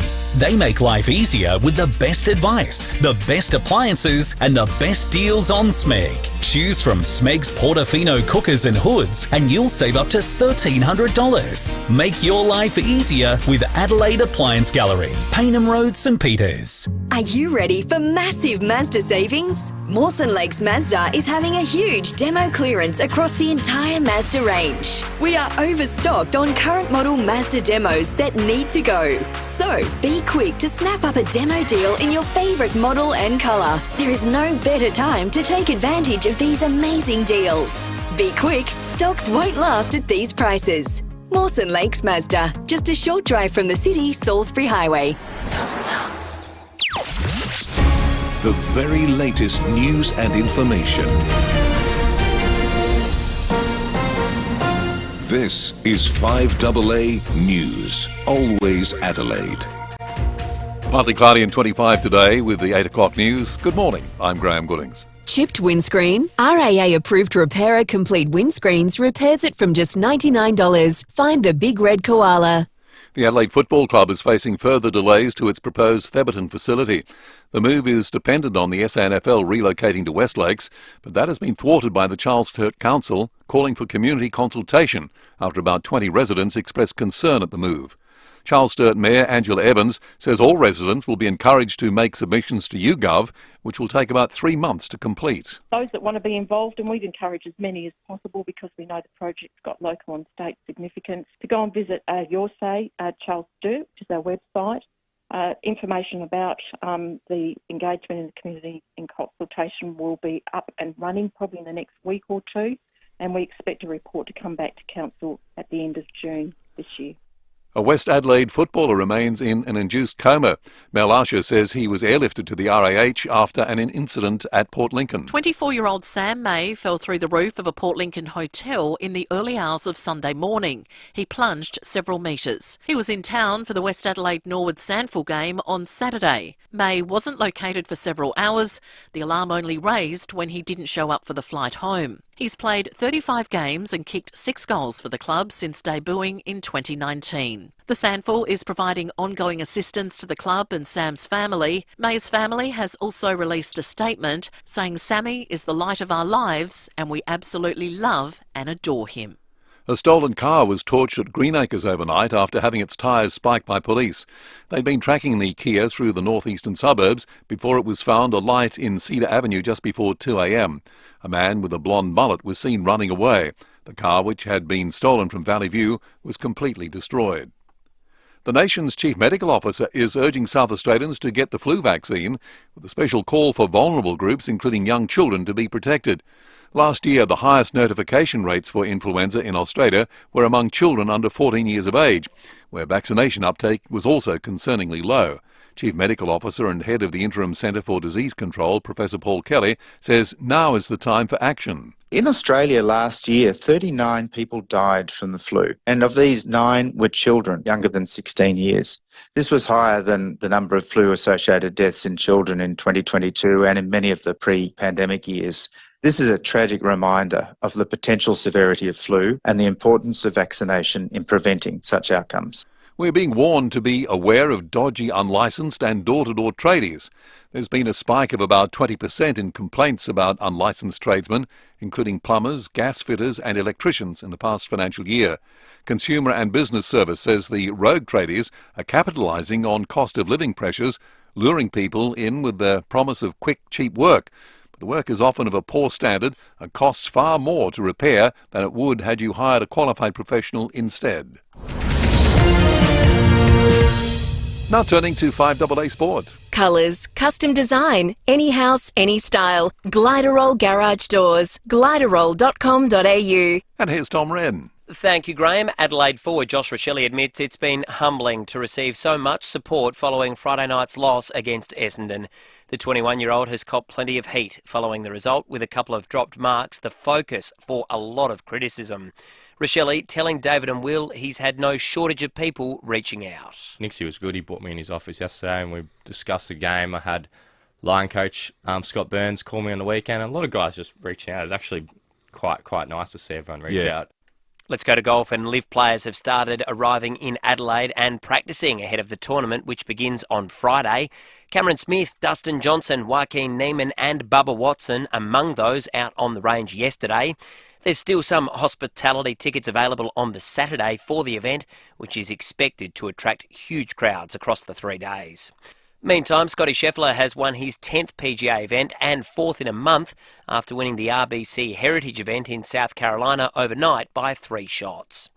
Well, Cricket Ireland has confirmed it can't afford to host Australia with the nation's first ever bilateral series postponed. They were due to play white ball cricket in August ahead of matches against England in September. Still on cricket, and it's been announced Mitch Marsh won't return to the IPL as he continues to recover from a hamstring niggle. And there was one game in the IPL overnight with the Rajasthan Royals cementing top spot with a 9-wicket win against the Mumbai Indians. And in the first round of the NHL playoffs, division champions the Rangers, Canucks and Panthers have all won the opening games of their series. And that's the 5AA Sport. And now checking 5AA traffic. If it's Yamaha music, it has to be Derringer's Music. Home, school or stage. Visit Derringer's today. Morning there at Hope Valley. Carvey Park car on Tully Road near Grand Junction Road. Parracombe burst water main there. Gorge Road near Corkscrew Road. Speeds at 40. And Cowandilla water main works on St Donald Bradford Drive near Marion Road with a lane close. Busy right now at Semaphore Park for works. Bower Road near Old Port Road with Cumbers Saints Road, Salisbury Park. And they're setting one up right now, Unley Road in the Parklands. Good health is contagious with Bupa. Join almost 4 million members across Australia and feel good health catch on. Search Bupa Health Insurance to make the switch today. Adelaide's most accurate traffic on 5AA. And now the 5AA forecast. Partly cloudy, a beautiful 25 today. Tomorrow, cloudy 18. Thursday, partly cloudy 19. Ditto Friday, partly cloudy 19. Right now, it's 18 in town. More news as it happens on 5AA. G'day everyone, Cornsey here. Now I know a great team when I see one, and the South Australian hydraulic team I rate the highest is BL Shipway. The Shipway team are the best in the business. They've been looking after your hydraulic and pneumatic needs since 1953 with brands like Ryco, Rexroth, Enerpac, Hydac, Oilpath, EasyFit and many more. If you can't get to them, they'll send a Ryco 24/7 van to you anytime, anywhere. blshipway.com.au, a South Australian team you can count on. Get saving this month at City Discount Tyres. When you buy 3 Falcon CT60 tyres, you'll get the 4th tyre free. The perfect tyre for crossovers such as Honda CR-V and Toyota RAV4. City Discount Tyres are a proud multi-tyre and wheel brand retailer offering great service at great prices. Visit citydiscounttyres.com.au to find your nearest store. City Discount Tyres. We're driven by value. City Discount Tyres. 5AA Breakfast is streaming live right now. To watch, simply head to 5AA on Facebook or YouTube. In Adelaide and across South Australia, this is 5AA, always Adelaide. The 5AA Player app lets you listen to all your favourite 5AA shows wherever you go. David Penberthy and Will Goodings, 5AA Breakfast. 8 minutes after 8, $400 worth of peace of mind could be coming your way. All you need to do is call in on 8223 0000 and sound off with the Care Alert Smart Dialer. Anything you want to get off your chest. I think we've made a tactical error here. A lot of people have got their things off their chest about local government. Yeah, well, during the jury. The Duttons text line is testament to that. It's basically melted after the interview we did with the mayor before. So everyone's vented their spleens about that. But there's plenty of other things out there that get you riled up. Large or small. A lot of people. Fired up. We get a lot of tweets during the week from people about the price of berries. Have you seen this? Oh, $15. $15 a punnet. Well, there's a very strong argument. Like, so okay, blueberries at the moment could not be any more out of season. Buy some sweet corn. You can get whole sweet corns in their husks. I've seen them all around town. They're probably on the way out now, but they're $1 each. You know, like if is it a natural substitute in your recipe? Well, not sweet really. Corn for blueberries? Oh, well, you can make a corn. You can make a sweet corn muffin instead of a blueberry muffin. There you go. There's an idea. You can make a savoury muffin with a bit of Cooked to the buttermilk season. and cheese. If you've got something you want to get off your chest, get calling now and you can win that wonderful Care Alert Smart Dialer, $400 worth of peace of mind. 8223 0000. Sam and Lucy ready and waiting to take your call. Stay listening too for the Live Golf tickets, not too far away. We're going to be playing closest to the pin, sending someone to Live Golf this Friday, but also putting them in the running to win the ultimate Live Golf experience. We'll go through all that very shortly. Well, all the hue and cry over the last 48 hours has involved the proposed construction of the Crows headquarters and the move of the SANFL down to West Lakes. Well, there's another emerging drama at the SANFL level, and it involves the Sturt Football Club and the Unley Council. Now, we can reveal, and listeners to Stacey Lee's program will have heard some of this debate as it was starting to unfold yesterday. Overnight, the Unley Council has voted by a margin of 7-4 in favour of looking at whether and how a permanent fence could be reinstated around Sturt's home ground, Unley Oval. For decades, I reckon it was up until probably the late 80s, maybe even the early 90s, there was a permanent fence there at Unley. It was fenced, as are all of the other suburban grounds, Prospect, Glenelg, Norwood, the list goes on. But as part of the deal with the council, at the moment, Unley is I think the only suburban SANFL ground that does not have a fence. Well, it costs Sturt a staggering amount of money to put up a temporary fence on match days during the SANFL season. We have the Sturt CEO on the line now, Sue Dewing. Sue, thanks so much for joining us.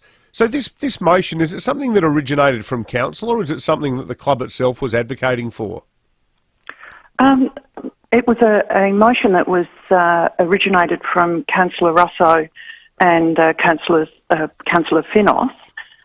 We only found out about it late last week, but certainly it's something that the club was planning to raise in the next year or two. So just in terms of the cost, Sue, can you give us a sense as to, I mean, I can't imagine putting up a fence and taking it down every second Saturday is a cheap proposition for the club. Well, since 1998, David, the club has spent over $1 million in putting up temporary fencing, which is just absurd. And so how long ago was it that the fence was actually taken down? Because as a kid going to games in the 70s, it was always fenced. Don't quote me. I think it was about 1990, and certainly, we don't want to go back to that because it was quite an imposition of a barrier. It was not aesthetically pleasing or anything remotely complementing Unley Oval. So I guess the two concerns that residents would understandably have, the first would go probably to access. Are they still going to be able to go there? Because I know so many people use it for exercise, walking their dogs and so on. But also, and you alluded to it there, aesthetics. What's it actually going to look like? Is there a way of doing it where it's not an ugly and imposing structure? Well, just to clarify, last night's motion was to investigate concept design and costing. So we're not at the point where the go ahead or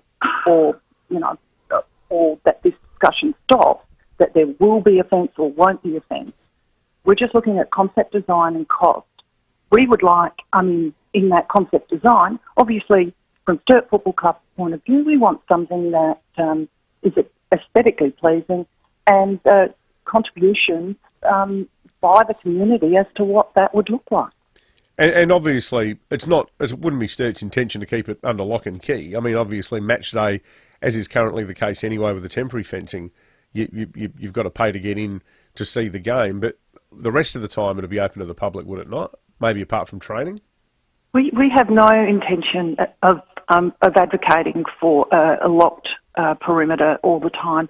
We have 10 sample men's league home games a year, which we gate and are ticketed events. The only addition to that might be our Sample W, which now is they're having entry fees for Sample W games.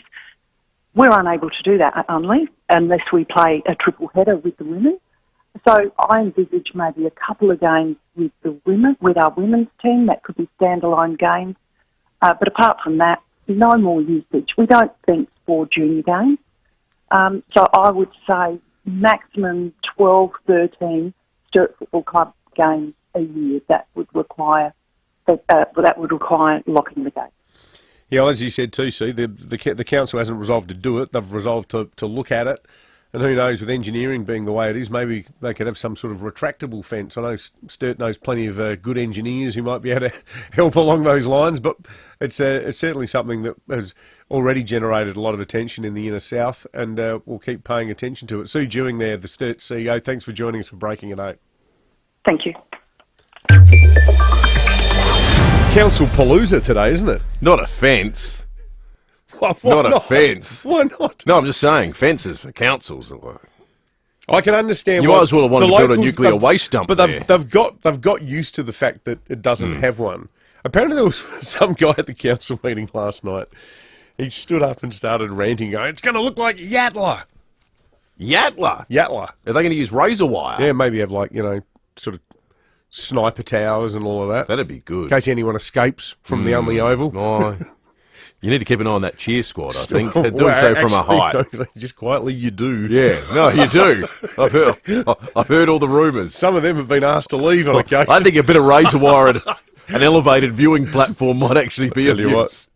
It's a complete myth that all Sturt supporters are la-di-da. All right, well, let us know your thoughts on that. Send us a text on 0448081395. Thanks to Murraylands Mazda. Get the best deals on the new and demo BT50 utes. Duttons, they're easy to do business with. If you want to sound off for the smart dial, you can get calling right now as well, 8223 0000. Thanks to Mike and Darren's deal for that excellent smart dialer. They're valued at $389 each, so $400, and you can give someone in your family, give everyone in your family peace of mind, because it can contact absolutely anyone. All you need to do is get something off your chest and call in now. We're going to take a quick break. Live golf tickets to give away, and Dan Houston coming up. Thanks, Will. At Hope Valley, Carvey Park Car on Tolly Road near Grand Junction Road, Parracombe, Burstwater, Main Gorge Road near Corkscrew Road, speeds at 40, and Cowandilla, Watermain Works on Sir Donald Rabbit Drive near Marion Road with the lane closed heading outbound. Slow at the moment at Glenside, Fullerton Road near Green Hill Road with cameras Doothie Street, Unley and Gwyn Street at Firle. Nothing beats a day out on the water with the Isuzu D-Max in stock. Your next adventure awaits. Visit your local Isuzu ute dealer today to discover the range. Adelaide's most accurate traffic on 5AA. The 5AA Sports Show. Stephen Rowe and Tim Jennifer. Current skipper of the Ripper GC team for the Live Golf Tournament here in Adelaide. We welcome Cam Smith. It was our best tournament last year by far, so I think we can double down and do it again this year. Did Adelaide set a really high bar for all Live events, you reckon? I think that was our benchmark. The 5AA Sports Show. The Aussie crowd is one of a kind though, so it's going to be hard to mimic that other places. Weekdays from 4 p.m. on 5AA. Always Adelaide.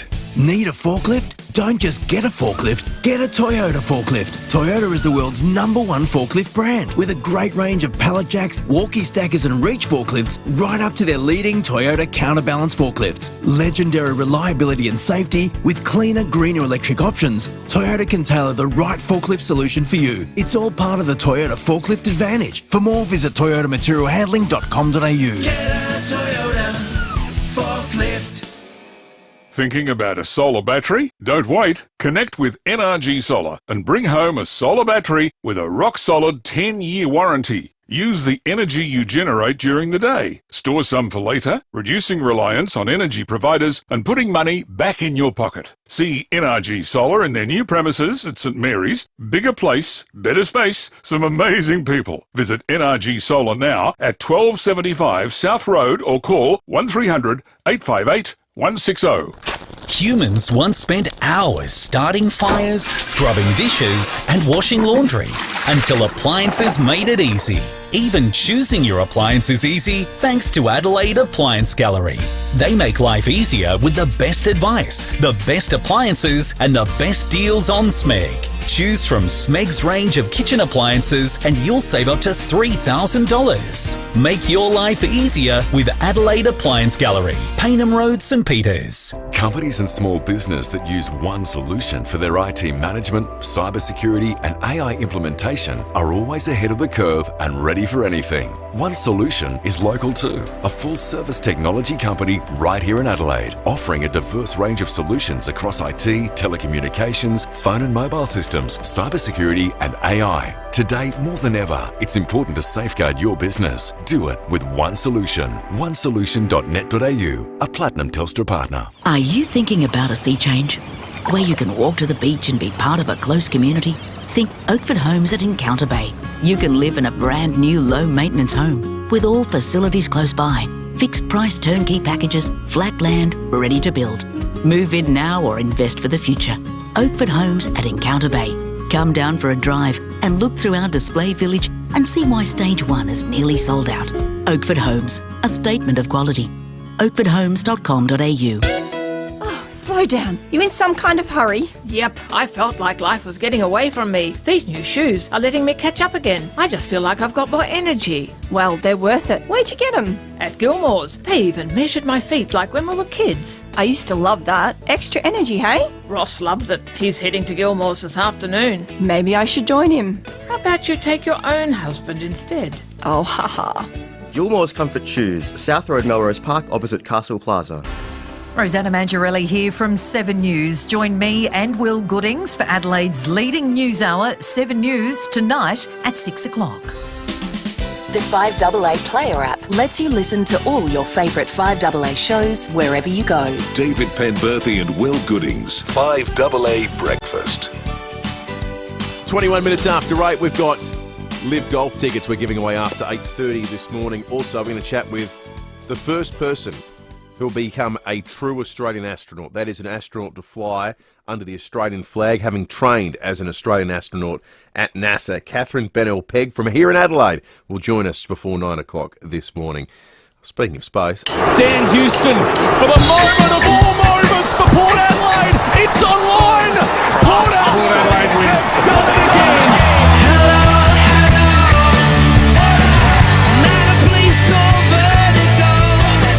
Funny old week, get smack a public holiday in the middle and the footy comes fast. So here we are on a Tuesday, catching up with Dan Houston, thanks to the excellent $19 Schnitty Monday to Wednesday at the Birkenhead Tavern, Excelsior and Lighthouse Wharf.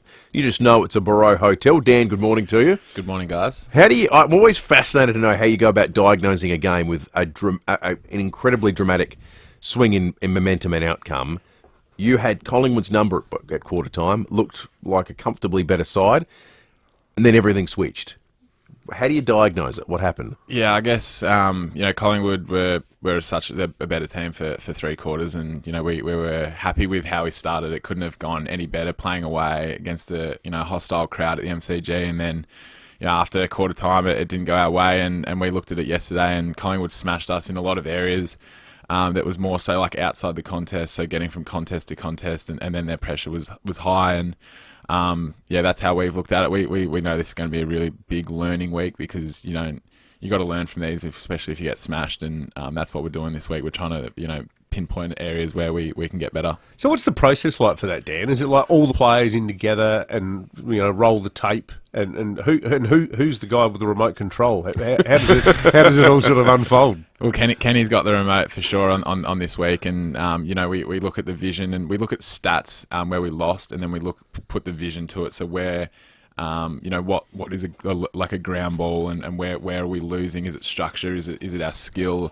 So we look at that sort of stuff and how we can get better, and a lot of the stuff's what we can control as players, but we're also trying to work with the coaches on how we can structure up better so we can win these stats and be better. Can it be quite a sort of confronting process, that? Because we were just chatting off air now about Josh Rachele, who was in the studio earlier, and he sort of took ownership of his 2 clangers in that last quarter and was really, I thought, hearteningly sort of open and candid about it. But I reckon in a way, being in a room with your teammates, like, does it ever get down to that sort of, oh, crikey, you sort of look at wanting the ground to swallow you up as you're frame by frame being dissected? Yeah, absolutely. I've been in Josh's position before where I've had to break down, moments in my game in front of the group and haven't been proud of it. But I guess you're with your 45 teammates who are going to support you, and you've got to be vulnerable to get better and put your hand up to say that you're in that position where it wasn't good enough and you need to get better, and that's the position we'll be trying to learn from this week. We need some players to be open and honest, and we can help them too. Yeah. Expectations, a bit of a response from St Kilda will come this week. How do you set up to play a Ross Lyon team? Because they were a bit different. They give space behind the ball. You often get halfbacks racking up extraordinary numbers. have you got to that point of your week yet? Were you having a closer look at them yet, or is that still to come? Not yet, but that'll come tomorrow, and it's a very short week, which is good. We can learn and we can move on very quickly into St Kilda. And last year we played them; they wanted to flood numbers back, and we wanted to try and beat those numbers getting back. I think this year they play a little bit differently. Just off the top of my head, they've got some halfbacks who want to get involved and get the ball moving forward. So can't wait to have a look at them and see how we can expose them. Dan, people can draw massive conclusions from one game of football, and clearly, a lot of Crow supporters after what happened on the weekend were like, well, maybe we are still at square one, But for Port, how do you guys internally, as a group of players and the coaches too, how do you avoid drawing the conclusion that Saturday showed Port are a good team but not a great team? Yeah, I think a week is a long time in footy. Last week we won when the stats weren't going our way at all, and this week we got absolutely smashed when the stats aren't going. So I wouldn't say there's a trend to say that we just roll over and we just fold, but we need to be better against those top teams, and that's what we're trying to figure out at the moment. I can't put my finger on anything, and if I could, obviously we'd be working at it straight away. So we need to work together, learn, and just be open and honest of where we're at. And I think as long as you can stay away from what the big media outlets are saying and just focus on what's inside the four walls, that'll help a lot as well. Yeah. Expectation. Chad Corn said yesterday to media that Charlie Dixon will come back in this week. I don't know how to phrase this to truly capture, but Charlie Dixon's impact now seems to be almost as much about who he is and his personality as it is about his output. He's 33, he's in a different stage of his career now. He still gives you something. He's obviously a big target, but his personality seems to charge the guys up. It gives you a bit of edge. Do you feel that when he's absent? Yeah, I 100% agree. I feel like when you're walking out into a hostile environment, you want the players where you walk taller when they're around. You want them to be out there with you, and he definitely does for us. And I think having him out on the weekend probably didn't help in that aspect, because he gives us a lot of confidence even when he's not touching the ball, that he just competes. He's a presence. So it'll be great to have him back this week, and there's no doubt, we've got a few of them in our team, Charlie, Pep, a few of those boys, Aaliyah, who when they get going, we definitely get a lot of confidence from it. Yeah, big game. Absolutely, very big game. Are you calling one? I've got Crows North on Saturday, actually. So, yeah. I don't think that's game of the round. I think the Port St Kilda game might be more one for the neutrals, to put it gently. Yeah, absolutely. Kindly. Should be a good one, Dan. All the best, mate. We appreciate you coming in early in the week too. Thanks, guys. Cheers. Thanks, Dan. You will hear both games and all games all called over the course of the weekend here on 5AA, of course. The other thing that's happening this weekend, Live Golf. We're going to be broadcasting live from Grange Golf Club on Friday morning. We're going to send a whole bunch of listeners. We've already done a couple. We're going to send another listener off to Live Golf with 2 tickets in the next half hour of the program, put someone else in the running to win that ultimate Live Golf experience. We get to go to a function and meet the players too. I mean, this is unbelievable stuff. And after 8:30, stay listening. We're going to be playing Nearest to the Pin. Struggling with your CPAP therapy? Try the world's first auto-fitting mask from Fisher & Paykel Healthcare. Respirocare Healthcare is offering the Fisher & Paykel Sleep Style device for 30% off, plus a free solo mask valued at $310. Visit one of 6 Respirocare clinics and mention this ad to redeem this offer. Respirocare Healthcare, proudly serving South Australia for 20 years. When considering whether CPAP is right for you, speak to your doctor. Always follow the directions for use. What is Louver House? Simple. Louver House turns your outdoor area into a stunning entertainment space with an opening and closing roof. With rain sensors, you'll keep winter out. And when you need to, you can let the light in, so you can be outdoors and entertain all year round. Best of all, they're manufactured right here in SA with options like LED lighting. But you be the judge. Find out more with a free design, measure and quote. See the light with Louver House. louverhouse.com.au. Join over 60,000 Adelaide homes and say yes to lowering your energy bills with Yes, your energy saving solutions. Yes offers a range of money-saving solutions to upgrade your home and downgrade your energy bills. With subsidies on ceiling insulation, air conditioning, hot water services and LED lighting installations, rebates on new appliances and incentives for recycling your old fridges, it's easy to say yes to Yes. Find out more about your energy saving solutions. Go to yess.net.au. No worries, Dad. Now, Explorer Caravans are having an autumn stock clearance sale this Friday. I was just telling Dan Houston about it. Explorer Caravans, autumn stock clearance sale this Friday, Saturday and Sunday at 345 Prospect Road. Whether you're thinking about upgrading or getting started in caravanning, this is a great opportunity. You'll save on big Aussie brands like Franklin and Viscount. Talk to factory representatives on site and get a great deal on a van that really suits you. Now that's something to think about. Are you a beach goer? Do you prefer the bush or prepping to drive around Australia? Explorer Caravans will answer all your questions and show off the modern features of today's caravans. All the vans must go, so don't miss the Explorer Caravans autumn stock clearance sale at 345 Prospect Road this Friday, Saturday and Sunday. You can't miss it. Look for the big blue Explorer Caravan signs. In tough times, it's the simple things that make a big difference. Like $19 schnitzel days at the Birkenhead Tavern, Excelsior and the Lighthouse Wharf. We know the humble schnitty can't fix all our problems, but we do know it'll put a smile on your dial. $19 schnitty, Mondays, Tuesdays and Wednesdays at the Birkenhead Tavern, Excelsior and the Lighthouse Wharf. Making the world a better place, one schnitty at a time. Got to start somewhere. You just know it's a Barreau Hotel.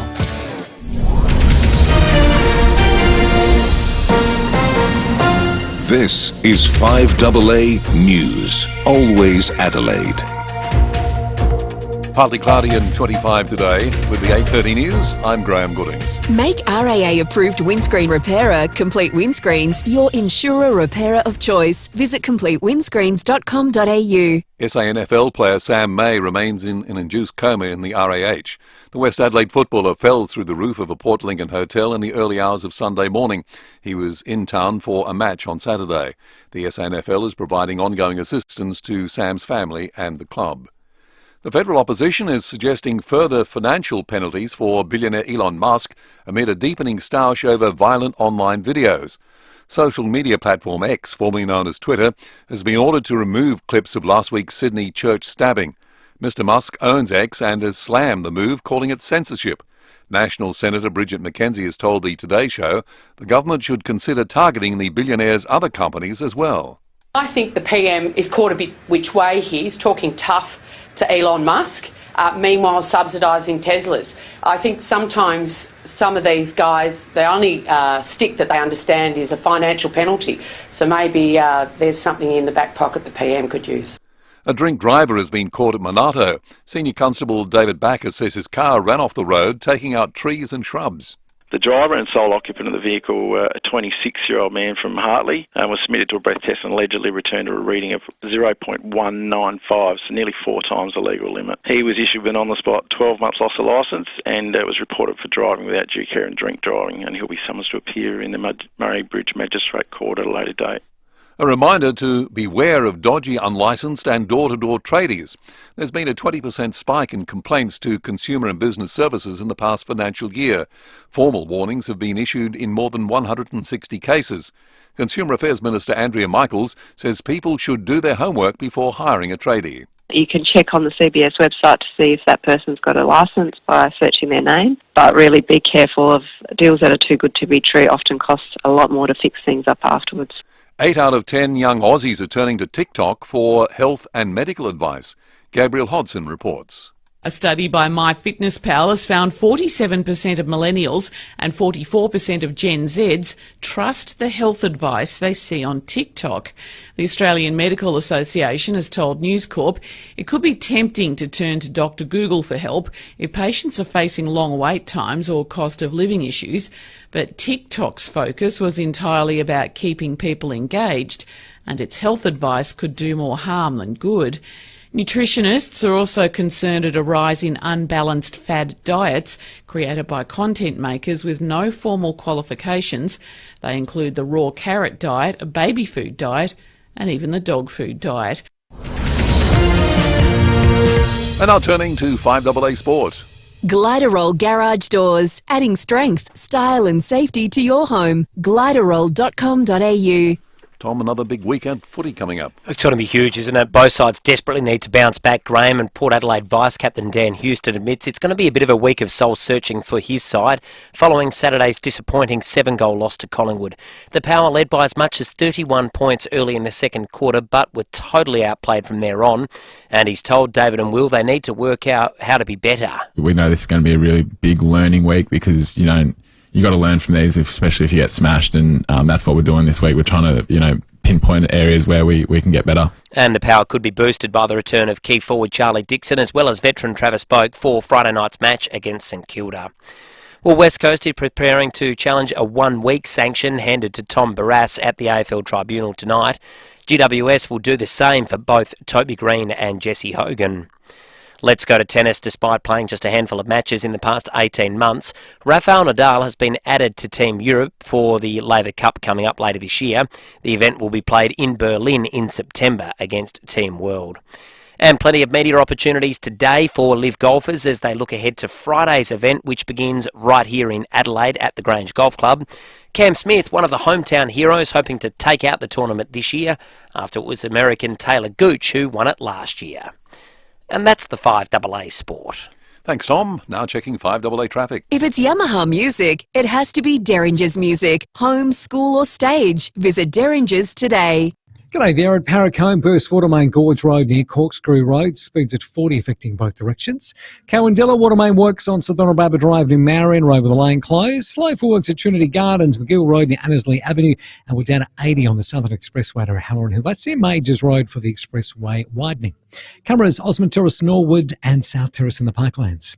You drive home after drinking because you don't care if your missus has to drive you around if you get caught, or your mum might have to identify your body. Yeah, you're selfish. Adelaide's most accurate traffic on 5AA. And now the 5AA forecast. Partly cloudy, 25 today. Tomorrow, cloudy, a little cooler, 18 degrees. Thursday, partly cloudy, 19. Same Friday, partly cloudy, 19. Right now in town, you guessed it, 19. More news as it happens on 5AA. The 5AA Player app lets you listen to all your favourite 5AA shows wherever you go. David Penberthy and Will Goodings, 5AA Breakfast.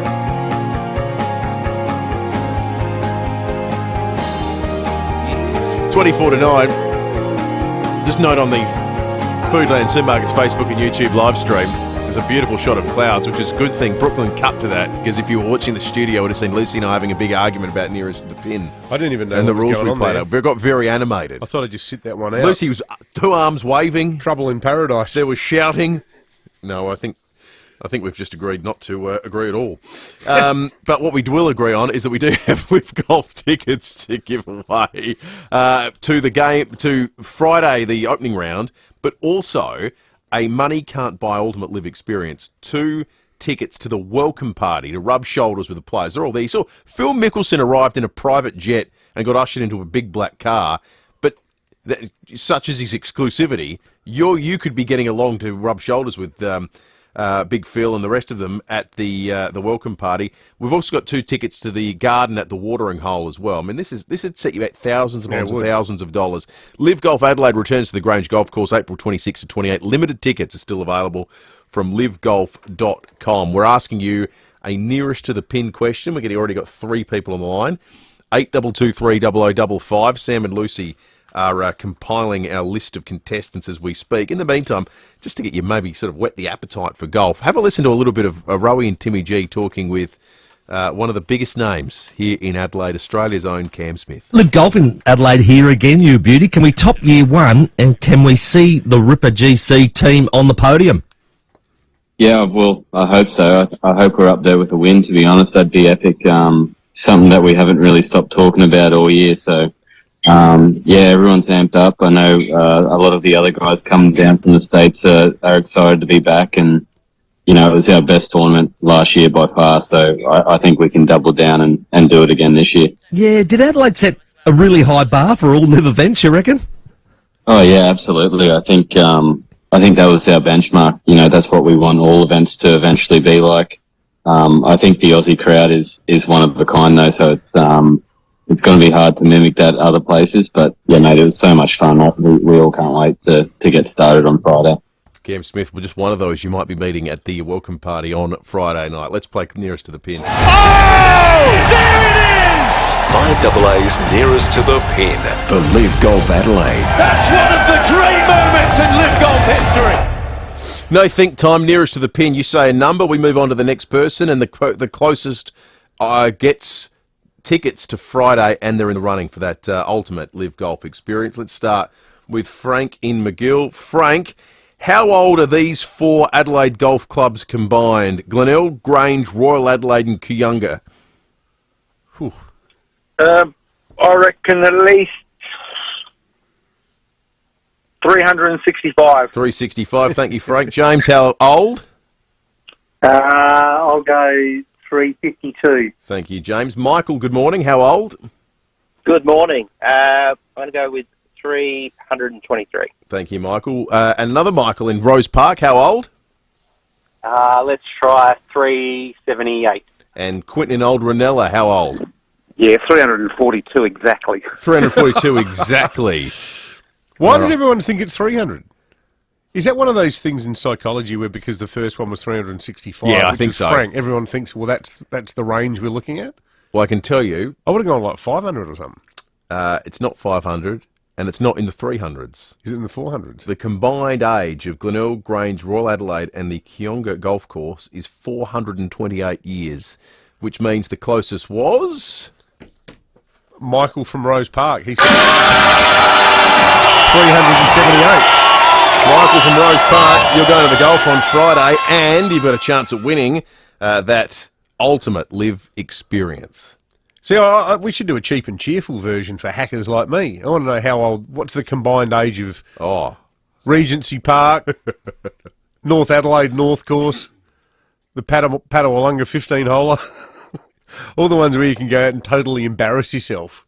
That's a great idea. Getting, if you'd suggested that, we might have done that today. Getting 14 on the 7th hole at Flagstaff Hill as you just, watch every ball you hit go straight into that giant dam.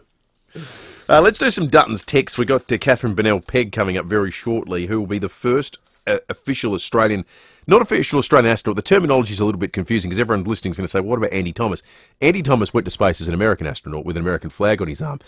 Katherine Pegg is going to go to space as an Australian astronaut with an Australian flag on her shoulder, having trained as an Australian at NASA. She just graduated overnight. This is super exciting. A huge boon for the space agency here in South Australia as well. We'll be chatting with her in about 5 or 6 minutes' time. This wasn't on the Dutton's text line, but a private text I got from a senior construction figure here in South Australia. It says this: even running another consultation until June means that there is now no way the Adelaide Crows facility can finish up on time. This is just a small insight into council dysfunction and what it means in terms of the costs to the community. Everybody is now welcome to have some insight into the things that we deal with every day in trying to deliver housing. Well, maybe the big picture thing out of this whole Crows headquarters kerfuffle, it's belled the cat on how ridiculous this situation is. It's brought it to the mainstream. Well, in a week when we have the newly minted mega housing minister, Nick Champion, flagging these hubs, residential hubs, Nollunga, Aldinga, Gawler. The idea is that we are going to get, medium and in some cases even high density housing into suburbs that can be set up in a sort of, spoke around big railway stations like the one that they've got planned for just off the side of South Road there between Aldinga and Sellex. The idea that could become a mini high-rise area. we can't even move an oval in the western suburbs. This has been going on for years and years now. If you go back to when it was the Adelaide Aquatic Centre plan, it's 6 years ago, 7 years ago when all that started. So how does Nick Champion achieve his vision when you've got all of this red tape getting in the way? Well, they just need a wider short circuit, the councils. Yeah, it's getting to that point. Isn't it a total abdication of your duty as an elected official to make decisions too? If you put everything out to consultation on, you might as well just have direct democracy. Can we just go to a website where we'll click a button to vote for whatever the council's going to decide? The whole thing's just a farce. But I think more needs to be read into the fact that of the 121,000 people in Charles Sturt, only 27 gave enough of a toss to get involved. Because, by default, it suggests the others weren't energised or angered or upset at all by it. Let's give voice to something that's come through strongly on the Dutton's text line as well. It's probably better capturing in the macro. A lot of people think that this is all, when you only have 15 people at the first blush who say they've got a problem with it, To say we have an imperative to go back and ask people again suggests you want an outcome. Suggests there's people on that council that want an outcome, and they weren't happy when only 15 of 120,000 responded in the negative. So they've gone out to try and source as many people who don't want this to happen as possible. A lot of texts have been saying that to us this morning. People very suspicious of why you'd go back and ask. Well, what was the mayor? Was the mayor trying to encourage the pro people to get involved? Yeah. Is that what she was trying to do? That's 100% what she was trying. She was saying, well, if you're almost suggesting that the silent 120,000 may well be more likely to be latent no voters than latent people who don't care if footy gets played at Footy Park of all places. Yeah, exactly. Football park. That's what it says on the tin. Yeah, funny that. All right, let's check traffic. We're going to talk space with Australia's newest minted astronaut next. Thanks, Will. At Erbray, smash at the bottom of the freeway at the Glen Osmond intersection. Parracombe, burst water main, Gorge Road near Corkscrew Road, speeds at 40. At Cowandilla, water main works on South Rabbit Drive near Marion Road with the lane closed, and works at Glenside, Fullerton Road near Greenhill Road.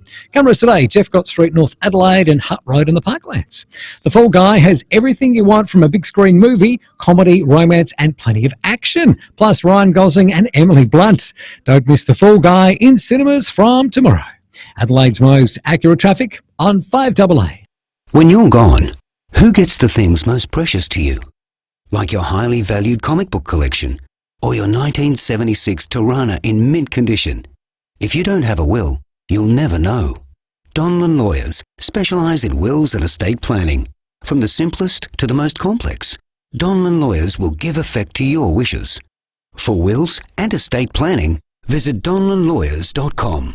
Hindmarsh Square, Adelaide, and Ocean Street, Victor Harbour. It all started with a pen and paper 35 years ago. Lots of ideas and a ton of innovation. Nothing's changed. Beechwood Homes is still building stunning bespoke homes right across South Australia. Under construction right now is another Beechwood Homes masterpiece at Blackwood Park. This new display home will showcase Beechwood's dedication to cutting-edge design, craftsmanship and innovation. If you can dream it, Beechwood Homes can build it. Life's good.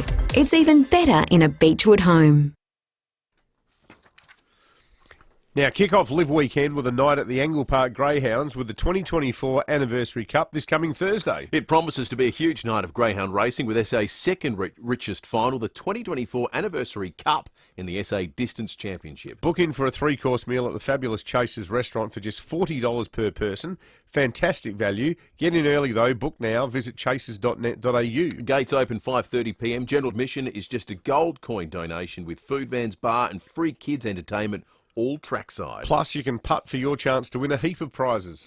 It's all happening this Thursday night at Angle Park. Gamble responsibly. Steinborner Automotive has always been well worth the trip. And now there's Barossa Mazda, Murray Street, Nuriutpa. SA's newest Mazda dealership is now open. For 40 years, Steinborner has provided South Australians with outstanding customer service, exceptional value, and a large selection of new, used, and demo vehicles. The Steinborner story continues with the opening of their new state-of-the-art Mazda dealership in Barossa Valley. Barossa Mazda. It's well worth the trip. barossamazda.com.au. Hey lads, a guy in the community says he's keen on the Ruffy in race 7. Do we trust him? His username is Big Stats Guy. Say no more. Connect and follow tips with a community of like-minded punters, only in Ladbrokes communities. Ladbroke it. What's gambling really costing you? The 5AA Player app lets you listen to all your favourite 5AA shows wherever you go. David Penberthy and Will Goodings, 5AA Breakfast.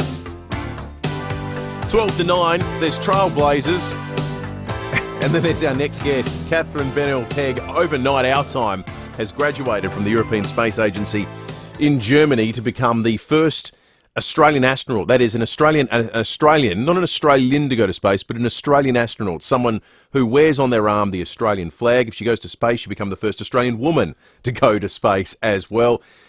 Graduated in Cologne, Germany, as I say, overnight our time. It's 1:30 in the morning there, and I know what things were like on graduations I've been through in my life.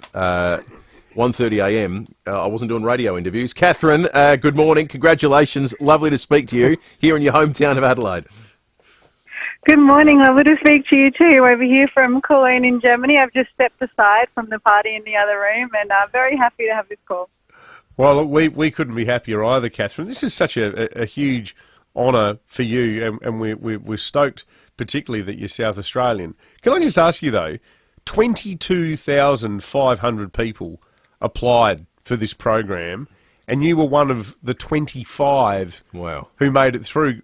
Can you take us back to that moment? Was it an email you got or a phone call? How did you find out, and what did you feel like at the time? Well, I originally got the no from the 25 to represent Europe. So I actually had a disappointing phone call one very early morning in Adelaide.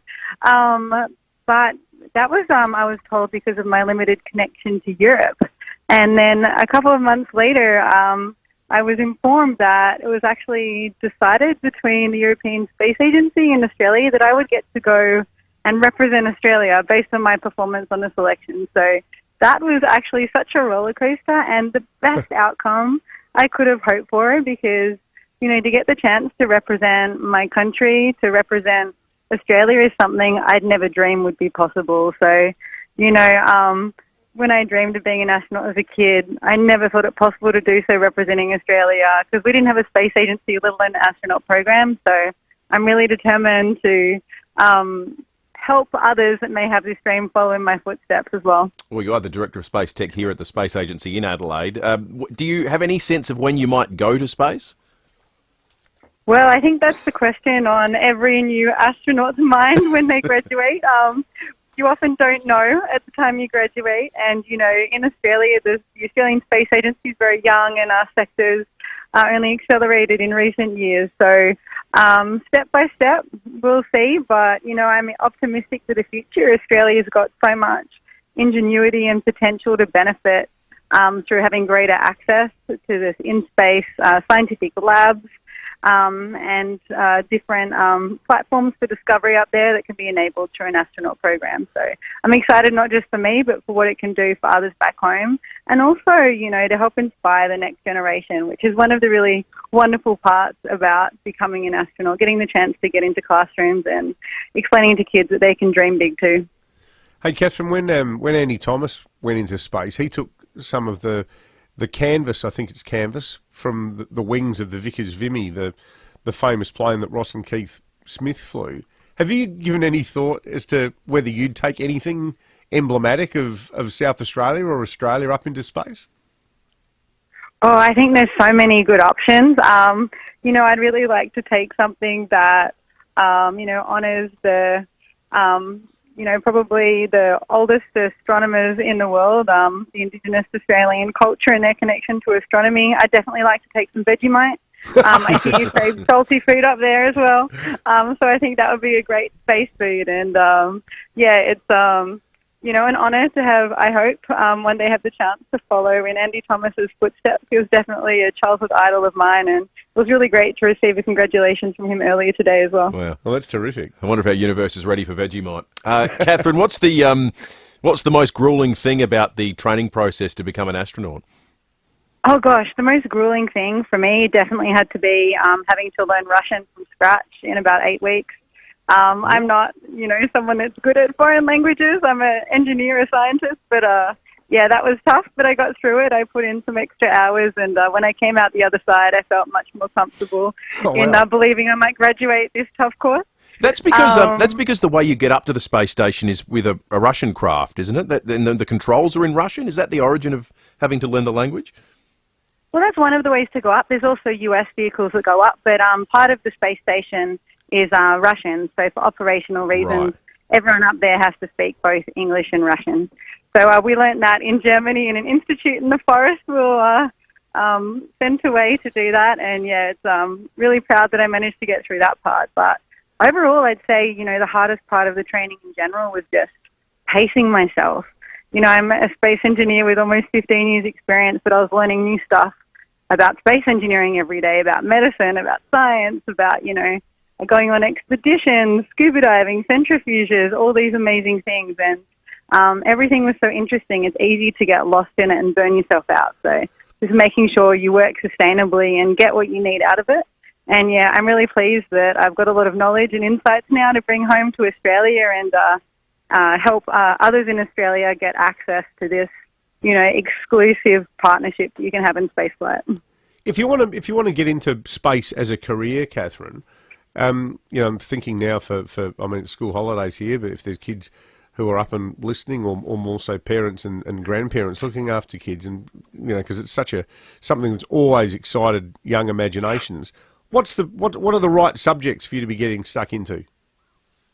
Well, if you want to be working in space, you can absolutely do that now in Australia, which is great news. When I finished university, I had to go overseas for a number of years to do that. But for young kids today, there's so many great educational programs in Adelaide. There's the Australian Space Discovery Centre with a lot of young people there that can also teach kids about space and help them see what other programs are available.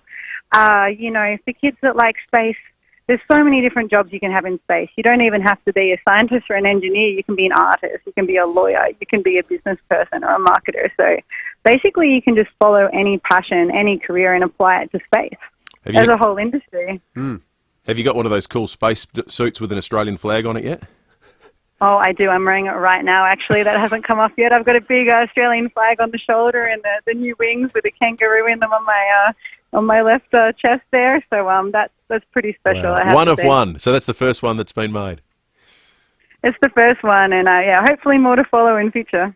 Yeah. Where are most of the would-be astronauts from, Katherine? Is it a real sort of United Nations, or do most of them come from a handful of countries? Because you must be a bit of a novelty as the solitary Aussie.